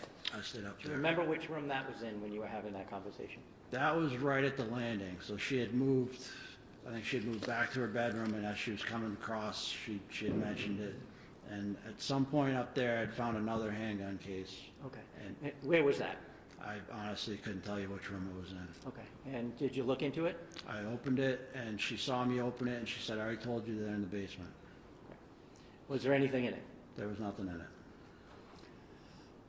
At some point, was your attention drawn downstairs again? Correct. Okay. Can you tell us about that? Yeah. So at some point, Justin came. Kelsey heard his voice, and she said, "I don't want him in the house." And at that point, I thought the only thing that was going to escalate the situation is them two in the house together at the same point. So I wanted to help Kelsey out, so I told her I'd go tell Justin to leave. Okay. Where were you when this conversation happened? Between me and Kelsey, we were still upstairs. Okay. And was Officer Nunan also with you? Yeah. So did you go downstairs? I did. Okay. Officer Nunan stay up with Kelsey? Correct. Where is she at this point, if you remember? She was either in her room or at the landing, but I couldn't be certain. But when we had that conversation, we were at the landing. And Okay. You went downstairs? Correct. And what did you do when you went downstairs? So when I went downstairs, I only saw Lieutenant Daly, the mom, and I told him, Kelsey doesn't want Justin in the house. And he said, "All right, I don't know if he said he's in the basement or he's coming up from the basement." He said, "Just go to the basement and tell him just to wait outside." Okay. So where'd you go? I walked past Lieutenant Daly and Kelsey's mom through the kitchen where the basement, the top of the stairs is, and I opened that door. Could you see down? So the lights are off. I flicked the light to turn the lights on. The lights didn't turn on. So could you hear anything downstairs? I couldn't hear anything, and I remember after I flicked the lights on, they didn't go on. I'm looking at a pitch black basement. I thought there was a chance I misheard Lieutenant Daly, and I just kind of stood there. I was like, I really don't want to walk down there if he's not down there, but I don't know how I was just kind of having like a moment where I wasn't sure whether or not to check with Lieutenant Daly. Okay. Did something happen at that point? Yeah, so at that point, I heard Officer Nunan yell, "Kelsey," and then I heard 2 gunshots. What did you do? I ran back the way I came. At that point, it was only Kelsey's mom. She was still in the living room. Lieutenant Daly was gone. He'd already gone upstairs, and I started making my way upstairs. Okay. When you were making your way upstairs, could you see anybody at the top of the landing? I could see Officer Nunan. And what happened as you went up? So, I mean, I knew it was gunshots. I came over the air and I said, "Start medics." I don't know if that got caught or someone else was calling at the same time, but I had my pistol out and I was going up the stairs. I saw Nunan and I said, like, "Do you get up there? What was that?" And I can't remember exactly what he said at that point. Can you give us the gist of what he said? At that point, he said, yeah, he looked like he was still in shock. He said, yeah. So I kept moving up towards him, and as I got closer to him, I was like, "What just happened?" He said, "She pulled a gun on me." And we talked about it later, but at that point, that's what he said. That's fine right there, actually. Okay. Just didn't want anything further. Okay. Thank you. Do you remember the exact words he used? So the exact words he used would be after the FD and we had gone into the other room and spoken. But at that exact moment, I don't even. What's the basis? So I'm not, I guess it's that it's a vague question because I don't know what he's referring to in terms of what conversation, how long is it after the incident, what's the demeanor, what's the purpose of it being offered for. There's a lot to unpack here. All right, well, what the answer was didn't include hearsay. It just was that I think it was something to the effect that later on they went in the kitchen, maybe he and Nunan and had a discussion, something to that effect, but the objection is overruled. So the fact of the discussion, I don't object to, but just any further, I'm trying to stop it from coming out. Okay. Thank you. Would the exact words that he used when you first ran up the stairs, would it help you to remember if you looked at a report? I know he did say, "She pointed the gun at me, pulled the trigger, and racked the slide." Whether it was right when I was moving up the stairs or once everything got situated, it was in that time frame, but I can't remember if it was exactly when I got to the top of the stairs or. Okay. Would looking at a report help you remember that? Hold on a second. There's an objection. To strike what? Non-responsive. It's, I don't know what conversation he's talking about. It's hearsay and frankly news to the defense. Okay. So first things first. On the hearsay issue, Mr. Gubitosi. I'm trying to establish that it happened seconds after the event. So for the truth of the matter or state of mind? Both. Okay. And so to the extent that you're seeking to offer for the truth of the matter, it's hearsay. And I think, didn't we already litigate the spontaneous utterance? No, that was a different time frame. Oh, that was a different, all right. So are you arguing that this should be admitted as a spontaneous utterance? Yes. Okay. And then the rest of your objections that is within there, let's just take them a step at a time. Let's get through the spontaneous utterance. So, Mr. Bradel, what do you say on the spontaneous utterance? So I think there's certainly a lack of foundation, Judge, where there's been two different overlapping statements that are referenced here. I don't know where they're going back to here. It needs to be clarified foundationally what happened before the statement, how long after the shots it was, what were the circumstances of that particular first statement they want to try to introduce.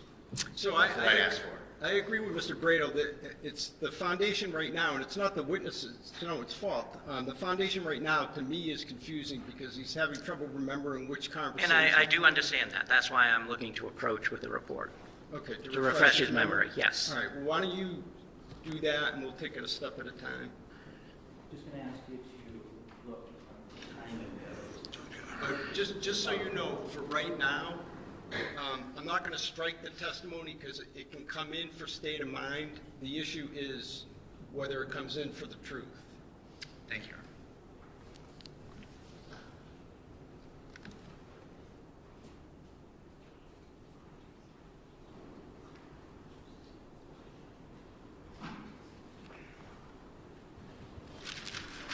Does that help you remember the timing of that statement? Yeah, that's correct. Okay, when did that statement happen? So that statement happened when I got to the top of the stairs. Wait. I don't know what statement it is because he's Sure, I'll ask him. He's recited two different statements. Again, I'm not casting aspersions, but it was she pulled a gun on me or she pointed a gun, racked the trigger, etc. So if you can have him clarify. Sure. What statement did you hear when you ran up the stairs the first time? So she pointed a gun at me. I'm speaking from Officer Noonan's perspective. Pointed the gun. I can't hear you. She pointed the gun at Officer Noonan, pulled the trigger, and then racked the slide.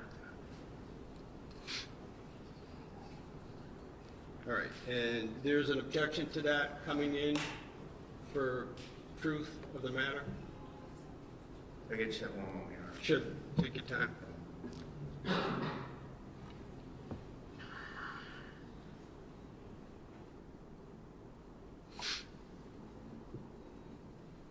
Judge, there's still a lack of foundation here, Your Honor.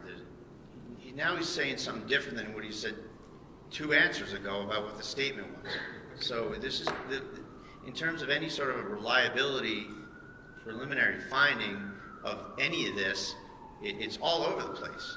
He just said something completely different than what he said before. He's now clarified it, so we're beyond that. And so he's now has identified the statement, identified where it was made, when it was made. There was some mention before about the declarant state of mind. So I guess what I'm politely saying is you need to move beyond that. So now the issue for me is, does that statement come in for the truth of the matter? And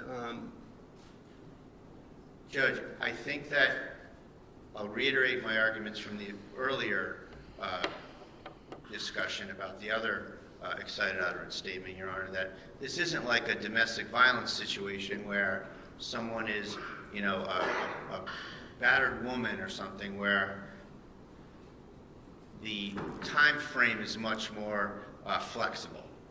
And in this situation, you have an officer-involved shooting that happens. Another fellow investigating officer comes right up there, and there's a huge motive to fabricate immediately, Your Honor, that something happened that covers the officer, covers the shooting officer, versus being under the influence of the event so that you're not fabricating. There's an immediate impulse here that this officer has to cover his future. He has to cover his conduct right away. There doesn't need to be much time to realize that from an officer who jumps the gun, from an officer who panics and shoots someone in the wrong circumstances. That's something that would immediately happen. And particularly where there's no surrounding corroboration, where there's no attempt by the government or no testimony from Nunan that this happened. This is something completely different, that the statement happened, I mean, Your Honor, that this interaction with Houston happened. There's extremely unreliable circumstances. If that really happened, Nunan would have testified to it. If that really happened, the government would have given me discovery on it. If that really happened, it would have been corroborated. So, All right, so the discovery, the lack of discovery or argument is a different matter. Anything else on, again, on just the Commonwealth's assertion that it qualifies as a spontaneous utterance? no, Your Honor, just the notion that it's not a domestic violence situation. It's a situation where the motive to fabricate immediately arises. Thank you. Okay, Mr. Gubitosi, anything further on that? This is exactly what the exception is for. It couldn't have been more immediate unless Officer Houston was standing next to Officer Nunan when it happened. He immediately heard the shots, immediately heard the yell, and ran up the flight of stairs that you've seen pictures of, and asked what happened, and got that response. So that's my answer to that. And as far as, I think I have to, since we're on the record, talk about a discovery violation. We're not there yet. Okay. We're not there yet. Okay. Okay, let's just take it a step at a time. All right, anything else? No, thank you. All right, so I'm going to sustain the objection, but for reasons different than Mr. Bradle articulated, and essentially for the same reasons that I stated yesterday to Attorney Moriarty, and that is that when I weigh the factors under Baldwin, I come out that it militates towards excluding it for the truth of the matter. It will come in for state of mind. We don't need to get to alleged discovery violations or any other reasons because I've sustained the objection. Unless you want to. I'd just like to put on the record, it was part of his recorded interview that they've had since the beginning. Okay. So. All right. Now, sir, after you heard Officer Nunan tell you that she pulled out a pistol, pulled the trigger, and racked around, where did you go? At that point, I was at the landing. I looked in, and I saw Kelsey on the ground, and I saw Lieutenant Daly over her. Okay. What was he doing? Anything? It looked like he was kind of evaluating her. I moved towards them.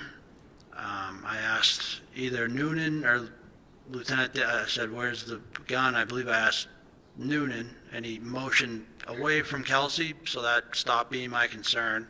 I moved close to Lieutenant Daly just to see what level of consciousness Kelsey was. I could see she was breathing, she was alert. So I told Lieutenant Daly I was going to go get a med bag. Was she saying anything? She kept saying, "I'm sorry, I'm sorry, I'm sorry." And so, where did you go? I ran down to get the medical bag out of my cruiser. Okay. Did you get it? I did. Did you come back? I did. And what did you do when you came back? I threw the medical bag on the bed, and I started taking stuff out. I took out the AED, I took out gauze, wraps, stuff like that, handed it to Lieutenant Daly. Okay. Excuse me one moment. Sure.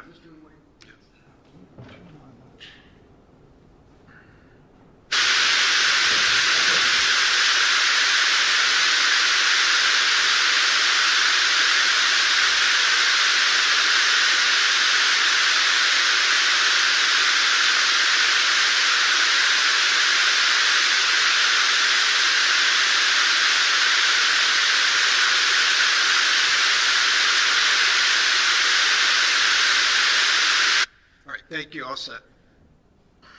I'm going to jump back just a minute. When you went up the stairs and you saw Officer Nunan, did he have his gun out? Are we talking about when I came up with the med bag or before that? First time. First time, he had it out. And how was he holding it? He had it at the low ready, so he had it kind of down towards the ground. Pointing to the ground? Yes. Do you see Kelsey Fitzsimmons in the courtroom here today? I do. Can you point to her and describe an article of clothing she's wearing? She's wearing like a beige sweater. May the record reflect she's identified the defendant? It may. Thank you. I have nothing else. Okay. Cross-examination?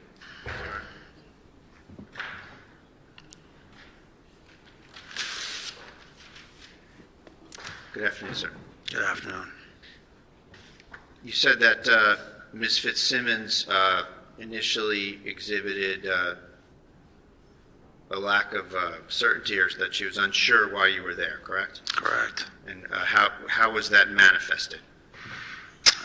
She just looked surprised. Her eyes were wide. She didn't, I mean, I guess that's the best way I could describe it. Now, you were with her for a good amount of time during this interaction, right? Correct. And it's true that she tried to kind of get you away from her a couple of times? That's what I believe, yes.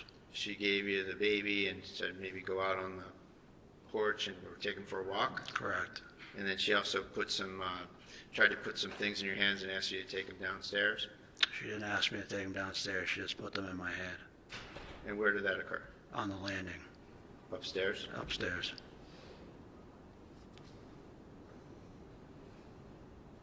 And you said that you heard Officer Nunan yell, "Kelsey"?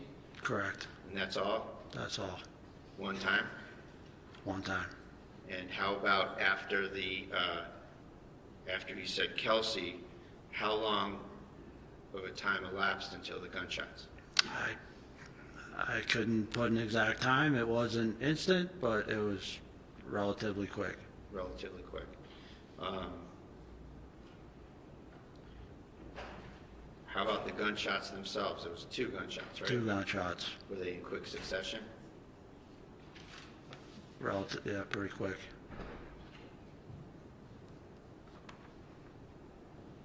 And you said that Ms. Fitzsimmons said, "I'm sorry, I'm sorry." Correct. Did she say, "I'm sorry, I tried to kill myself"? She did not say that. Just, "I'm sorry"? I'm sorry. 3 times. Now, was there a plan before this to section Kelsey? No. You mentioned that you had known that she was sectioned before, right? Correct. And that was several months prior, wasn't it? I don't know exactly when it was. Okay, so it's fair to say that you don't really have any grasp of the details of that incident, do you? I do not. And you don't know whether it had anything to do with the police or not, do you? I know there was police there, but I don't know the circumstances of what happened. Okay, so you don't know how long it was? No. And you don't even know whether she was in fact accepted as a Section 12 commitment, do you? No idea. And so, do you know the difference between having forms filled out to be looked at under Section 12 versus being accepted and committed under Section 12? Yeah, so I didn't want to, like I said, I was invited to her wedding. I was friends with Kelsey. That's not my question. Okay. I asked you some stuff about Section 12. I know if you get sectioned, you're going to be there for probably 72 hours, and you can't leave. And do you have any idea whether that happened in March? I have no idea.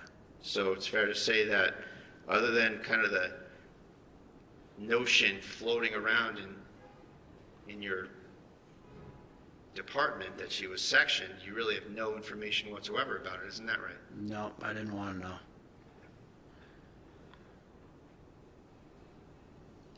And then you said something about the knives in Ms. Fitzsimmons' kitchen? Correct. What's the status of the knives in Ms. Fitzsimmons' kitchen? Just at that point, I wasn't sure what was going to happen, so I didn't want her to reach for a knife. It's nothing against her. It's just it's a lot of information to take in. I didn't know how she was going to react. Okay, so was there something strange about the knives that were in her kitchen? No, it's just a weapon in the kitchen. So when you're serving one of these things, anything can be a weapon, right? Any normal household product item can be a weapon, right? I wouldn't say anything. A lot of things. How about that? Yeah, let's go with that. And in this case, there were knives in her kitchen. Is there anything more to it than that? No, that's it.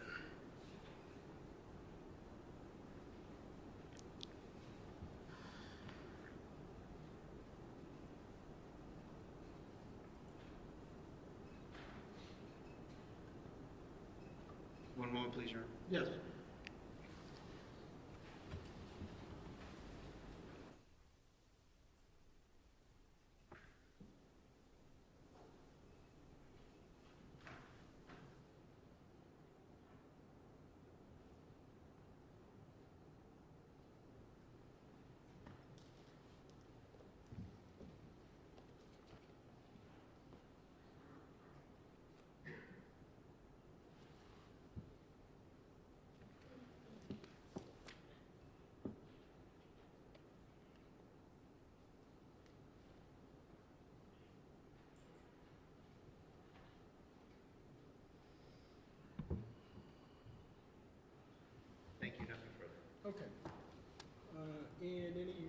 redirect? Yeah, just briefly. A Okay. lot of things could be weapons, correct? Correct. So that's why you don't leave someone alone, right? Correct. That's why you keep eyes on them the whole time. Correct. That's why you're, to use a term, in their pocket while they're walking around, correct? Correct. Thank you. Any recross? Nothing further. Okay, all right, you may step down. And Commonwealth, you can call your next witness. Michelle Mitchell?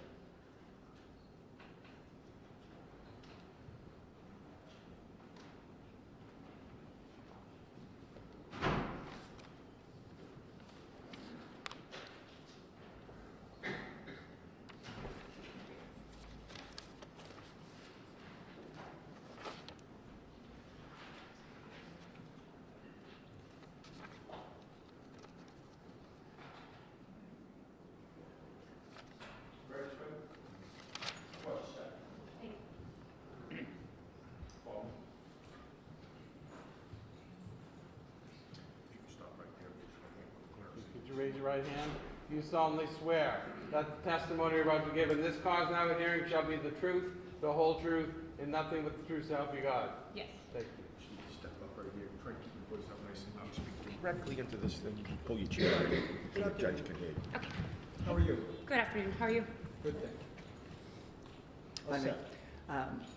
Could you please state your name, spell your first name and your last name? Yes. My name is Michelle Mitchell. Michelle is M-I-C-H-E-L-L-E. Last name Mitchell, M-I-T-C-H-E-L-L. And what town do you live in? I live in Ipswich, Massachusetts. What do you do for a living? I'm a correctional officer. I didn't hear that. I'm a correctional officer. Oh, correction officer. And how long have you been doing that? 8 years. In Middleton? Yes, Do you know Kelsey Fitzsimmons? I do. How do you know her? We were coworkers, and we eventually became friends. Now I'm going to jump ahead in your relationship. Well, when did you meet her? Do you remember? The end of 2021. At some point, you knew she was getting married. Yes. Were you going to be part of that? Yes, I was a bridesmaid in her wedding. I'm going to turn your attention to June 30th of 2025. Do you recall that day? I do. At some point, did you have a conversation with her? I did. And was that over the phone? Yes. And can you tell us about that? Yes. We talked on the phone, and she was driving around North Andover, and she was crying, and I heard her baby crying in the back seat. Did she tell you why she was crying? She said that she needed Justin. Any more than that, or was that the gist of it? That was the gist of the conversation, and then she said she had to pull over to feed the baby. Now, where were you when you had that conversation? Do you remember? I was in North Andover driving around trying to meet up with her. Did you ever meet up with her that day? I did not until I saw her later in the hospital. You, where did you go? Did you stay in North Andover? I did up until I went to the hospital after she was shot. Okay. Where did you go in North Andover? Anybody's house in particular? I went to Hunter's house. Okay, and who is Hunter? He is a friend of Justin's. And Justin Alayan? Yes. And who do you know him to be with regards to Kelsey? He is a coworker of Justin's and also a friend of his. Oh, I'm sorry, Hunter. I meant of the defendant. Who is Justin in relation to the defendant? Oh, sorry if that was unclear. That's okay. Justin was Kelsey's fiancé. Okay. Was anybody else over Hunter's house? Yes. Who is that? It would be me, Justin, Katrina, myself, and Justin's sister, Courtney. And who is Katrina? A friend of Kelsey Fitzsimmons. Was she also in the wedding, if you know? Yes. And without getting into the conversation that was being had between the half dozen of you or so, do you know if Justin made a decision to do something? Yes. What was that? He was going to go to the Lawrence courthouse to file a restraining order 209A and also get temporary custody of the child. Okay. And at any point did you see the defendant in the area of Hunter's house? Yes. Can you tell us about that? Yes, I witnessed her drive by Hunter's house. Okay.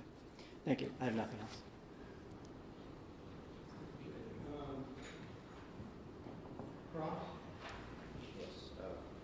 Good afternoon, Ms. Mitchell. Good afternoon. Just a couple questions. You said that you spoke with Kelsey on 6/30/25, That is correct. and she told you that she was driving around. She said that she was meeting Justin, right? No, she was not meeting Justin. Did you say needing Justin? I thought you said meeting. I did. Wasn't she going to meet Justin? That was what I understood from Justin, but she didn't tell me that on the phone. Okay, she said that she needed Justin? Meeting or needing? You need to clarify that for me. I think I said needed. Quiet, please. She said she needed Justin? Needed Justin, that is correct. Okay, so just let's put that over here.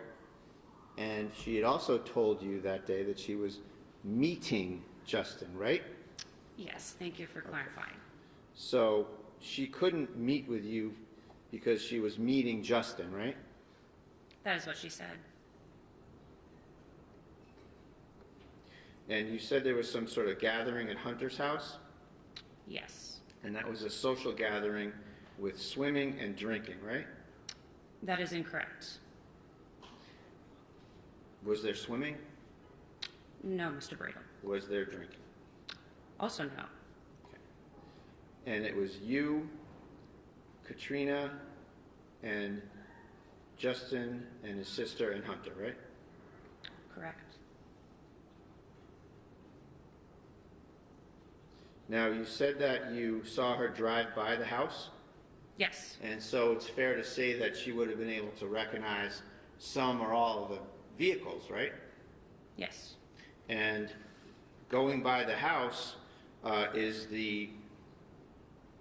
a route that would take her to the North Andover Common, right? yes, it's near there, correct. Nothing further. Nothing. All right, you may step down. Thank you. May we approach? Yes. Just give me one moment. Well, you can start walking over. Quiet, please. We are still on the record.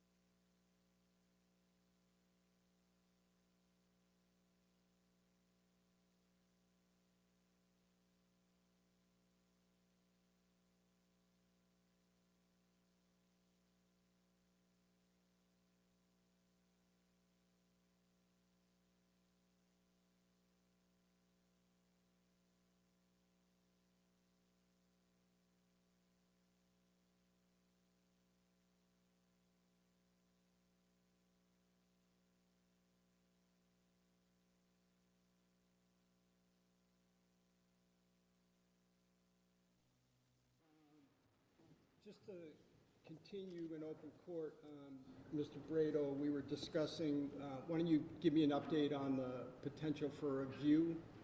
Yes, Your Honor, thank you. We did get some kind assent from the folks that live there, and it's it's something that we can do. And I would say that, you know, in a bench trial situation, we're speaking directly to the fact finder, and we have moved for the view.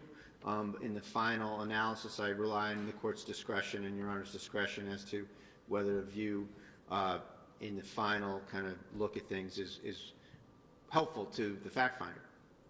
So that's our position on that, and we think that judge will be in a position to end the defense case probably by the end of the day tomorrow, or in the afternoon tomorrow. Okay. All right. And as for, so would the view occur tomorrow? I think so, Your Honor, that if that's the case, we could do it tomorrow, or we could do it after the defense case. Okay. And Commonwealth, what do you say? Take no position. Well, here's the thing. You take no position, but as I kidded with you earlier, we're gonna need your resources. Sure. Yeah, I'll take no Okay. position. I'd leave it up to you whether you think you need one. We would absolutely assist in any way we can. Okay. So here's the thing. I'm not going to take a position on whether I need one or not. What I'm going to do is allow the motion. You've requested it. Okay. And go there with an open mind, and thank you. We'll treat it like a view with the jury. You folks can point out things to me Sure. that you'd like me to remember. It will become part of the evidence, like it is in a jury trial. You know, my observations, and the issue. I just need. I'd like to take a short break to just meet with the court staff, Mr. Wayne, and our court officers, just on the procedure that. Procedures that we'll use. As I told you at sidebar, I've never done a view in a bench trial. It's not something that we typically do, but I'm all for it. I want to talk with my staff for a few, not my staff, the staff, for a few moments, so that I can come back and we can perhaps get some planning done as well. Okay. So let's just take even a 5-minute break, and Mr. Wayne and our chief and our assistant chief, if I could talk with you for a moment. All right. Which stands in a 5-minute recess. 5.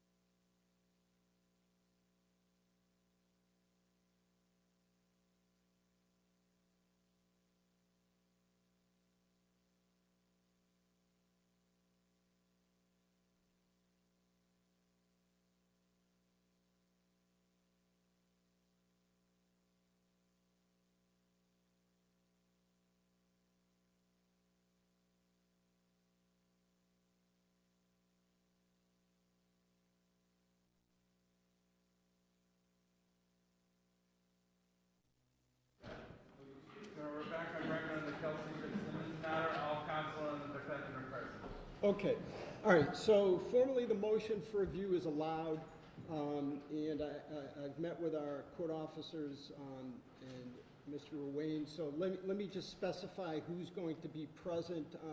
I'm going to assume that the three groups, the Commonwealth, the defense, and the court staff, will go there in separate vehicles, and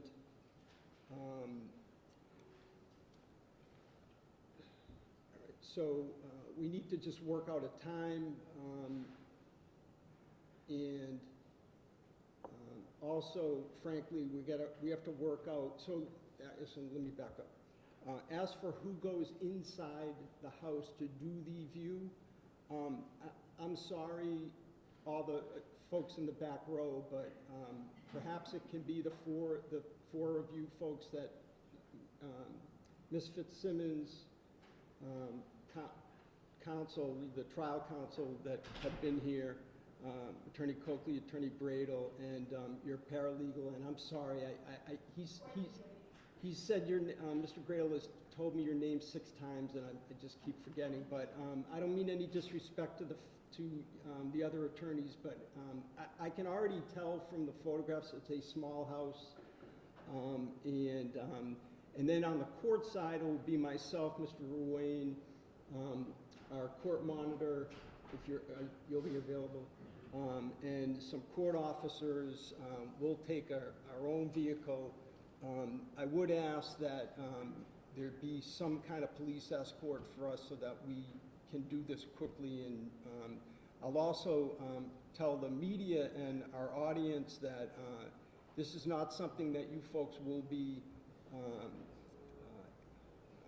this is not going, you will not, no one else will be inside that house or really within some yardage or footage of the house. I need to figure out what that would be, other than the folks that I've mentioned. Defense counsel, Ms. Fitzsimmons, the court staff, and the prosecutors. So I'd ask that the North Andover police, I'll give you some kind of a distance. I need to think about it, but that the North Andover police do what is or the state police do what they usually do during a view, which is typically shutting down the street or area to make sure that we can accommodate quick movement through there. All right, so that's where we're at. So I would just ask you folks to just work out a time. Let our either chief court officer, assistant chief court officer, Mr. Ruane know the time that you want to go, and then what we'll do is if we're in the middle of a witness's testimony, we'll just break, go on the view and come back. And again, the expectations at the view will be just like we do during a jury trial. The attorneys it will be on the record in the sense of it will be recorded. Is that not live, but recorded? What? Yeah. It's a handout, right? So it won't be live, but it will be recorded, so there's a record of it. And the attorneys, like in a jury view, will just point out locations inside the home that you'd like me to, and even outside the home that you'd like me to make note of, all right? And we will go from there. Anything else? We spoke, we anticipate Thursday morning. Just to give you a heads up, we need a little time to... Oh, okay, all right, that makes sense. You anticipate Thursday morning, okay. That's time. Just let, okay, all right. And does that work for you folks? Okay, all right. Okay, that makes sense. So tomorrow, the Commonwealth may or may not have a witness. The defense, if the Commonwealth rests, I guess you could rest because it is the defense's motion for the view, so technically you could rest. If the Commonwealth rests in the morning, you'll be ready to proceed with your case? Yes, Your Honor, two or three witnesses. All right, excellent. And then we won't obviously get to closings until after the view, so if we're on target, end the evidence tomorrow, we can, that can happen on Thursday. All right. And one other thing. I've only done this once, this trial. I always have these false alarms when I'm ready to leave. And that is that, as I said, I'd like to get some agreement on the law that you want me to apply. All right, so, or at least maybe not agreement, consensus. All right, so you can do that in the way of proposed jury instructions, just a memo, whatever you want to do is fine. Okay, all right, thank you. We'll stand in recess. All right. Court stands in recess. Please remember when you exit the courtroom, there is another session that's up and running.